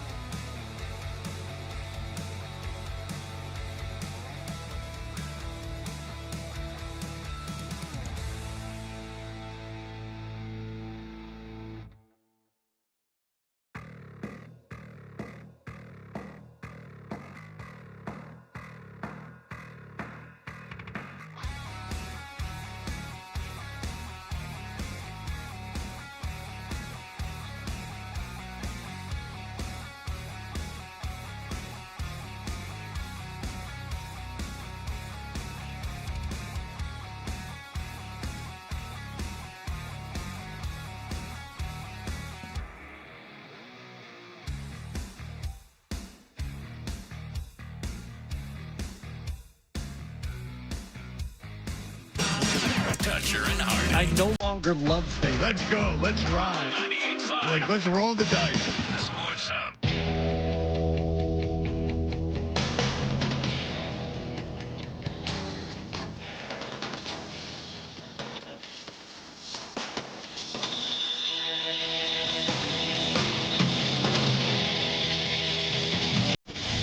Hey, we are Toucher and Hardy. Phil Perry from NBC Sports Boston, who covers the Patriots, is in studio. Bob and LBF are just having the time of their lives. What? I'm not guessing what that is because I'll get in trouble. What are they doing? It's either for fun or for pain. It's one of the two things. And she's saying it's both. It could be both. All right, Phil Perry from NBC Sports Boston is in studio. And, John, you had something that I cut you off. We were just talking about interceptions, and we were debating earlier when that guy called. So he's got almost as giving many us a lot of interceptions as context. touchdowns. Who, by the way, I got an email from Brendan said that same guy called Felger and Maz yesterday with the exact same call and said they were too positive and being cheerleaders, and they just laughed at him. All right, so They didn't call him a prick? They didn't call him an old prick, or as John put it, a condescending ass. Yeah. How dare you? Drake May has 8 interceptions, Phil. Those guys got it down. Go ahead. Drake May has 8 interceptions, Phil, and we were debating how many of those are really his fault. Good question, Mark. Thank you. Yeah, off the top of your head. No, listen, just ballpark I it for me. think he's responsible for a good number of them. Now, a couple of them have come in desperate situations, right? Like game-ending plays where they're trying to come back. Pop Douglas doesn't look when the ball is up the field. Yep. He runs the wrong route. The miscommunication, that's happened twice. Yep, this that was season. the Rams interception. I think both against the Texans were pretty bad, if I remember. That was his first start. Right. And I think he probably could have had 2 more, if I'm remembering that game correctly. I might be mixing that one up with Jacksonville, where there was at least one pick that was dropped that game for him. But I was thinking the 2 that Pop ran the wrong way and didn't look, and those balls were picked off. But the team basically confirmed that Alex Van Pelt told you guys the Tuesday afterwards, no, Pop Douglas should have looked. That was the Rams one for sure. And then there was the game ender against Tennessee where Kendrick Bourne actually fell down on the route. Right, and I think if you went back and you watched that, if he was able to keep his feet, maybe he holds the safety, he ends up picking it off. That's 2 or 3 right there. Yeah, suffice it to say, as rookie quarterbacks go, he hasn't made a bunch of horrible mistakes. He has made them, but as the Bears interception was a bad one. Yeah, sure. He's thrown really bad interceptions in non-crunch times, like he has. But he's not Mahomes and he's not Allen. He's not that good yet. There's no question. I never said he was a top 5 quarterback in this league. Mm-hmm. I'm just saying that he can make all the throws, and he seems to have poise, and he's certainly not leading them to a Super Bowl this year or next year. But who knows? No, I think he's had, you could safely argue, in my opinion, the most impressive season of any rookie quarterback, Jaden Daniels included. Now, Jaden Daniels, I would say, has had the best rookie season. But in terms of how impressed I am by their performance, based on level of experience coming into the league and what's around these guys, and what's around Drake May specifically, I would say what he's doing now, to me, has been more impressive than what Jaden Daniels has done this year. I think that's fair, and Jaden Daniels might be a little banged up, but he has fallen off. It's either the league's figuring him out or he's hurt. It's one of the two. And sometimes he doesn't look that hurt to me. And Caleb Williams, that's a whole disaster in Chicago. So you could look at this season and project into the future and make the argument that Drake May will be the best of the 3. I don't know if that's going to be the case. I like all 3 of them, which is pretty unheard of. How about Bo Nix? Bo Nix has played well, too. But again, situation to me matters there. He's got Sean Payton. He's got Sean Payton. He's got arguably the best offensive line in football. Yeah, and it's probably the one I've seen play the least, but recently he's the numbers stand out. Yeah, no, he's been good. Popping. He was terrible at the beginning of the year, believe me. Right. I think they had negative yards of offense in a game they won in the first half. He was amazing during the preseason, and then the first 3 weeks of the regular season, he was not good. Bo Nix, and I have seen him play a bit this year, Bo Nix to me is like a high floor, low ceiling guy. And I think that's exactly what Sean Payton wanted, and I think he saw Sean Payton saw him starting and saw them being a team that could, screw around and make the playoffs if he played well, that he could turn him into that. And he has. And that's a credit to Sean Payton. but Bo Nix I'm not putting in there. They love Penix. We'll see how he plays. There's a lot of pressure in Atlanta to play him. Yeah. We'll see how that goes. But, I think the top three are where the action is. Go ahead. Patriots have the 4th overall pick in the draft if the season ended now, but they have 2 games coming up against Buffalo, so I think it's not a stretch to say they'll have a top 3 draft pick. As we sit here right now, what should the Patriots' strategy be? A tackle, an edge rusher? Where do you think they should go? So, for me, if I had my druthers and I was running the Patriots, to me, the sexy answer is actually the right answer in this year's draft, which means if you have the opportunity to draft Travis Hunter, you do it 100 times out of 100. Yeah, but he's going to go. He's going to go one or he could fall to 3. You never know. He could fall to 3 if quarterbacks go 1-2. The Patriots could have the number 1 overall pick, guys. There are people that are breaking down the numbers and the percentages and based on their schedule the last month of the season and the schedules of the other teams ahead of them in the draft right now. There are a lot of places that are actually projecting the Patriots as having the best odds of having the number 1 overall pick. You know what? What are the odds that the Bills have something to play for in that second game? I don't think it matters. It's a good question, and it might not matter. It might not matter. I don't think it matters. They can play the backups. They're not playing 22 backups. I mean, all right. And so, but my point is this: even if the Patriots have the number 1 pick, they probably would take Travis Hunter because I'll tell you this: will Dion let it happen? I don't think. Yeah. No, well, yeah, well, I think that's more of a Sanders thing. I mean, what is he going to not let Travis Hunt, like not let he wide said receiver? He was going to let both of them. I know, but it's different for a quarterback than it is for a cornerback or a wide receiver. Here's why I think if you're at 1, you take Travis Hunter, which I agree with you. It's because I don't think that Las Vegas or New York is going to blow you away with an offer, and you might be better with just the player. This draft sucks, and I don't know if they're going to, because they might just play chicken with you, and they might just go, all right, because are they really going to like Cam Ward that much than Shedeur Sanders or vice versa? So they might just look at you and go, you're not taking a quarterback, like, and we'll see what happens, and then we'll screw around after that, like, and dare them. Like, you know what I'm saying? I wouldn't mess around with 1 overall. If I'm at 2 and a team wants to trade up for a quarterback, I might consider that because Travis Hunter might be off the board. Travis Hunter and then you're picking from the best of the rest. Travis Hunter is considered an elite prospect. No one else so far in this draft, except for that defensive tackle from Michigan's defensive tackle. Travis Hunter is an elite prospect, according to people who do this, and no one else is.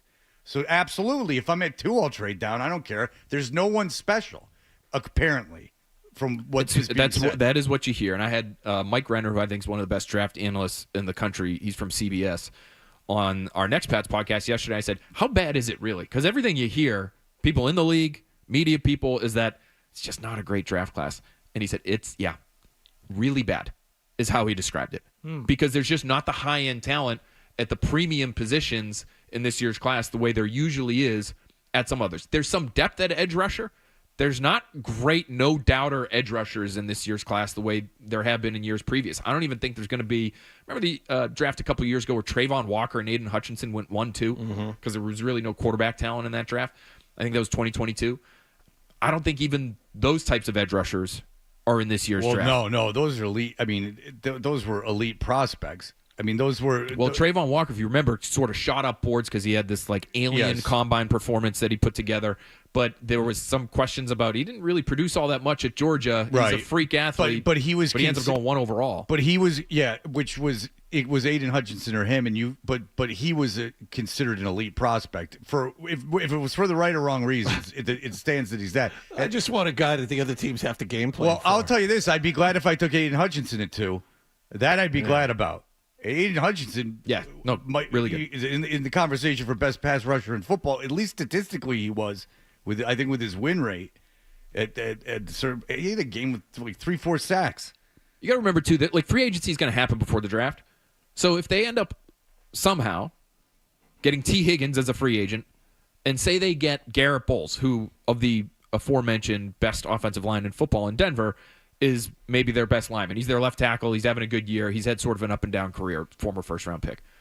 If you buy those 2 guys this offseason, now all of a sudden it does free you up to do some things maybe a little bit differently in the draft. Maybe you do trade down, and you want to trade down into the middle of the first round. You want to get a future first-round pick because you hate this draft so much and you think next year's might be a little bit better. Maybe that's a smart thing to do. Am I a team? If I'm a team, though, am I going to give up a first-rounder in next year to move up in this one? If you're desperate for a quarterback, If you're desperate for, yeah, but that's dangerous. Of course it dangerous is, stuff. but teams do it all the time. I haven't seen enough of Cam Ward. I've seen a lot of Shedeur Sanders, and I don't know. Cam Ward's fine. I mean, you can see he's not elite, but you can see he's good. He's going to be a Heisman Trophy finalist, but, I don't know if he's going to carry a franchise for you. Just a question of what another team might be willing to give up to get one of those guys. But Hardy said it earlier. You also don't want to be the GM that decided deliberately not to take the quarterback, and then he winds up being good. But that's different than trading up for him. That's passing on him rather than trading up for him, or not trading up a spot. You know what I'm saying? Or not leapfrogging another team. I mean, if you got the 8th pick in the draft, and you don't trade up to 2 to take Cam Ward, I think you're okay. I mean, I don't think that's a career ender. I would agree with that. Yeah, I think if you're the Patriots, you just have to keep it simple. I called it the other day. It's got to be sort of an Occam's razor offseason. The simplest answer is the right one. Occam's right? razor. That's that whole principle. Why don't you watch the movie Contact so you have something to contribute to the show? The most obvious answer is generally the right I thought one. it was my barber, Occam's razor. He would bring it out. Occam, so fine. What he would do. Baby, Abdo in his razor. There's got to be love Abdo. There's got to be a barbershop out there somewhere called Occam's Razor. Yeah, Gotta should be. That would be good. Okay, but The thinking man's barbershop. But you say the most obvious answer. You and I disagree Instead with of the Hustlers, there's Plato and yes. You and I disagree on what the most obvious answer is. I'll take Will Campbell in his short arms because you need so much help on the offensive line and figure it out. Yeah, if you can't get Travis Hunter, it's probably Will Campbell. I wouldn't reach. I wouldn't reach for any particular position. I think you're fine Well, taking Will anything. Campbell can't reach for anything. That's part of the problem. Those alligator arms. Those arms are so small. He's You got know what, though? short arms. It's okay. I don't like think those arms. the arm length thing I think is actually interesting. I've talked to some people about this. The Indianapolis Colts had two pretty good tackles, both arms shorter than 33 inches. Believe it or not, Hardy. Oh. I bet you have something close to 33-inch arms. Yeah, You want it's pretty average in width. Would you measure both my arms and my inseam? And we'll see what the disparity I could is? not do that. No. Why not? Oh, you can measure I an just don't know inseam how. without getting naughty. Believe me, I've done it to all my uncles. Now, by uncles, these were friends of your mother's who would come over when your father was at work. Yeah, they'd be moving furniture around. That's the Chip Chipperson. Occam's Razor Barbershop, Bellingham, Washington, Fort Worth, Texas. Wow. Skabam. It's been done. All right. Phil Perry, it's always good to have you in here. Thank you for braving the weather and blessing us with your presence. For you guys, anytime. Oh, Thanks, that's man. nice. That means a Thanks, lot. Phil. You're on the good list. Don't worry about it. All right. We'll be back. We will finish with the award-winning stack, and then I will be on my way to my 3-day weekend of debauchery. Hey. Woo! My 3-day weekend of At least the weather's good for What are you going to nosh first? You got to be thinking about that. You're of an age now where you're thinking about your food ahead of time. What are you thinking about today, Fred? It's all just protein and macro count. That's what I'm going for. Yeah. It's just my macros, dude. And it's getting enough in to get, because right now we're at a bulk. Sure. You know what I'm saying? When Eat it's every cut- 2 hours. Yeah, I got it. When it's cut to, and I haven't ate for taste in so long. It's like whole oats and eggs. Yeah, you could just have bowls of human chow as far as you're concerned. As long as it's got the teen and it's lean Lean teen. teen. Lean teen. Very important. And I'm not even so good. I do mix in fat because that's important for water gain in your muscles. That's what I've been told. You can tell I have YouTube. Every time I sit in YouTube, it's the same guy.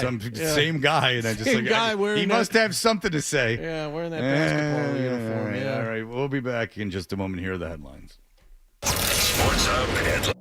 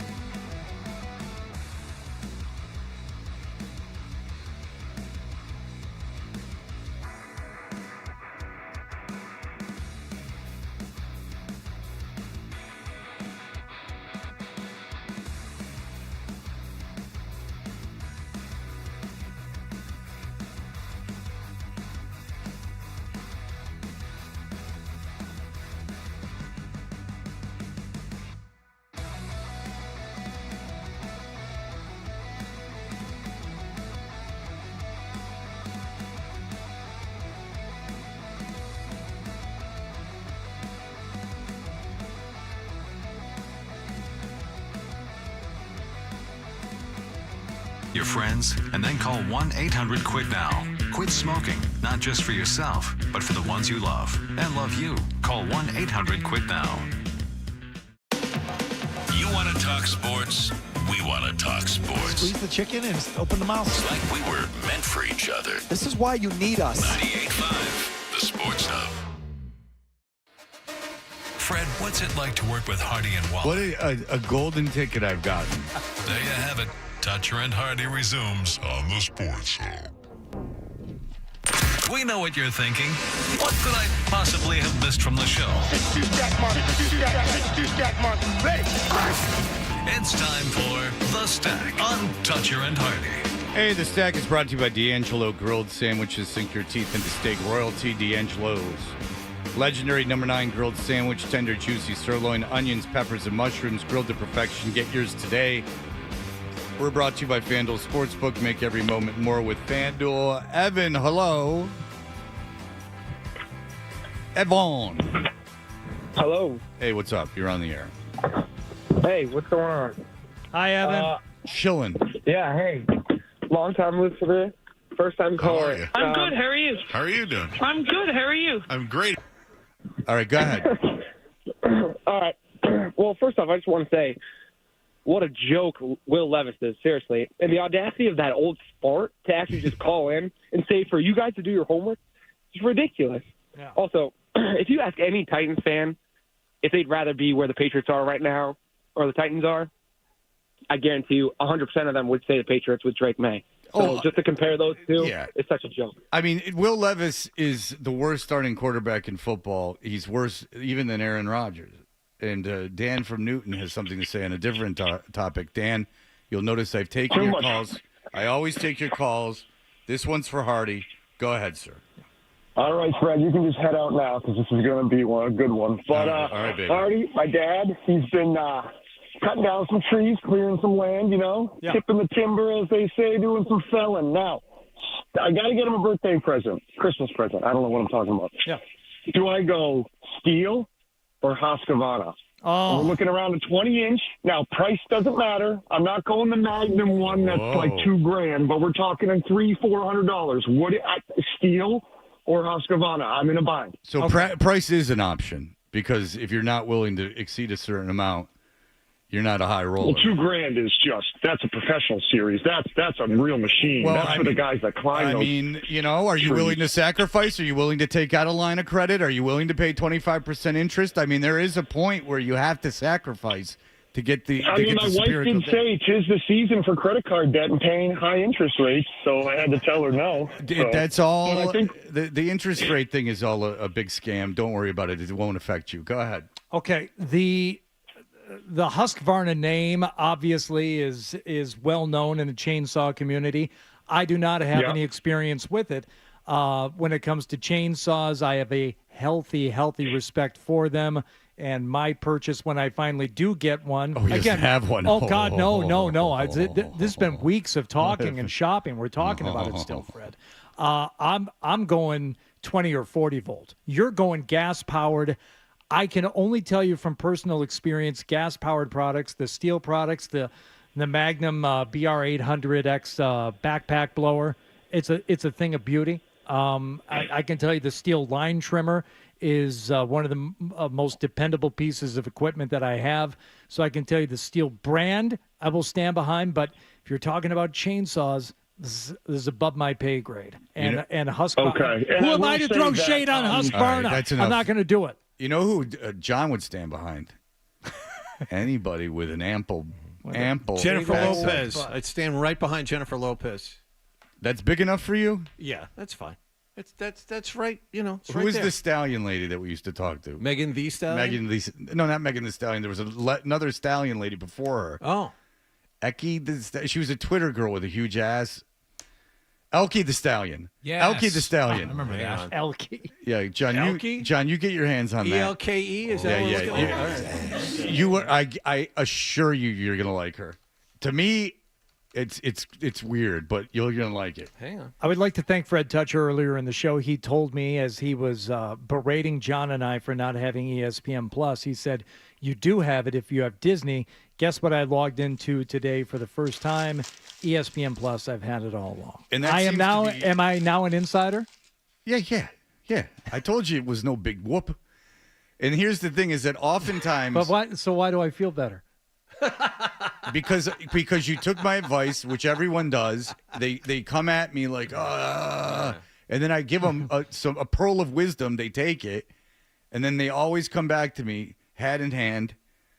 Fred, now that you've given me so much. Have you found Elkie the Stallion? Oh, yeah. No, I'm looking at her. Yeah, you like that, right? No, it's right on the edge, but yeah. Yeah, but that's where you Right like on to the take edge. it. Is it a That's little where too you like to much? take it. It might be. It might be a little I too know much. what you're saying because there's the same thing with like breasts, like where you're like, okay, that's You look like, at it, it's like, but I think that might be because she was very popular. No bigger than that. Okay, because she No was bigger. Because in the big butt community, Yeah. Elkie the Stallion at the time, this might have been a decade ago. Yeah. Elkie the Stallion.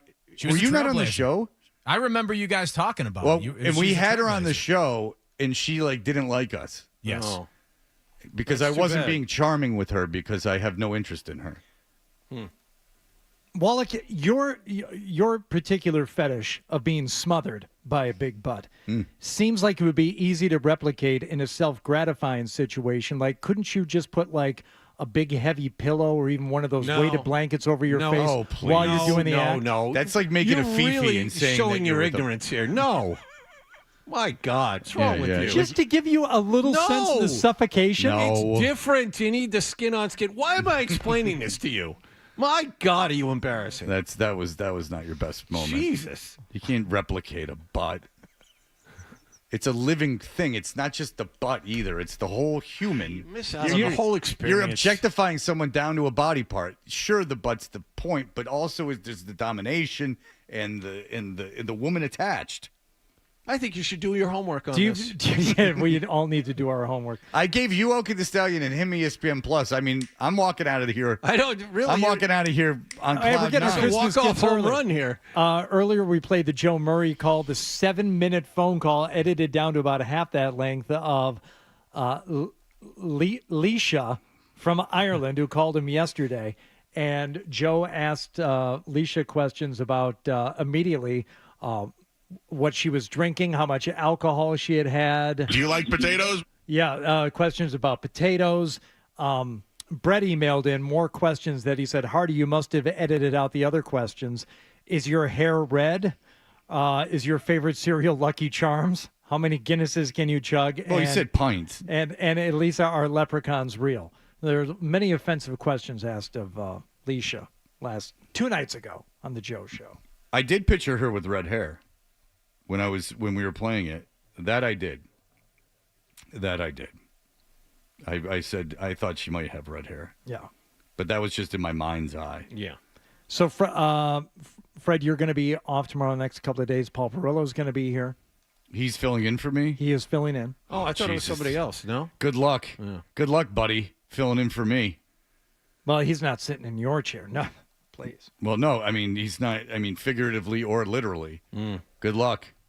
I mean, these are big shoes to fill. Oh, look at this. From an experienced tree climber, steel for the climbing saw, Husqvarna for all ground saws. Make sure you get the XP and not the Rancher. I hope he's still listening. Can we call him back?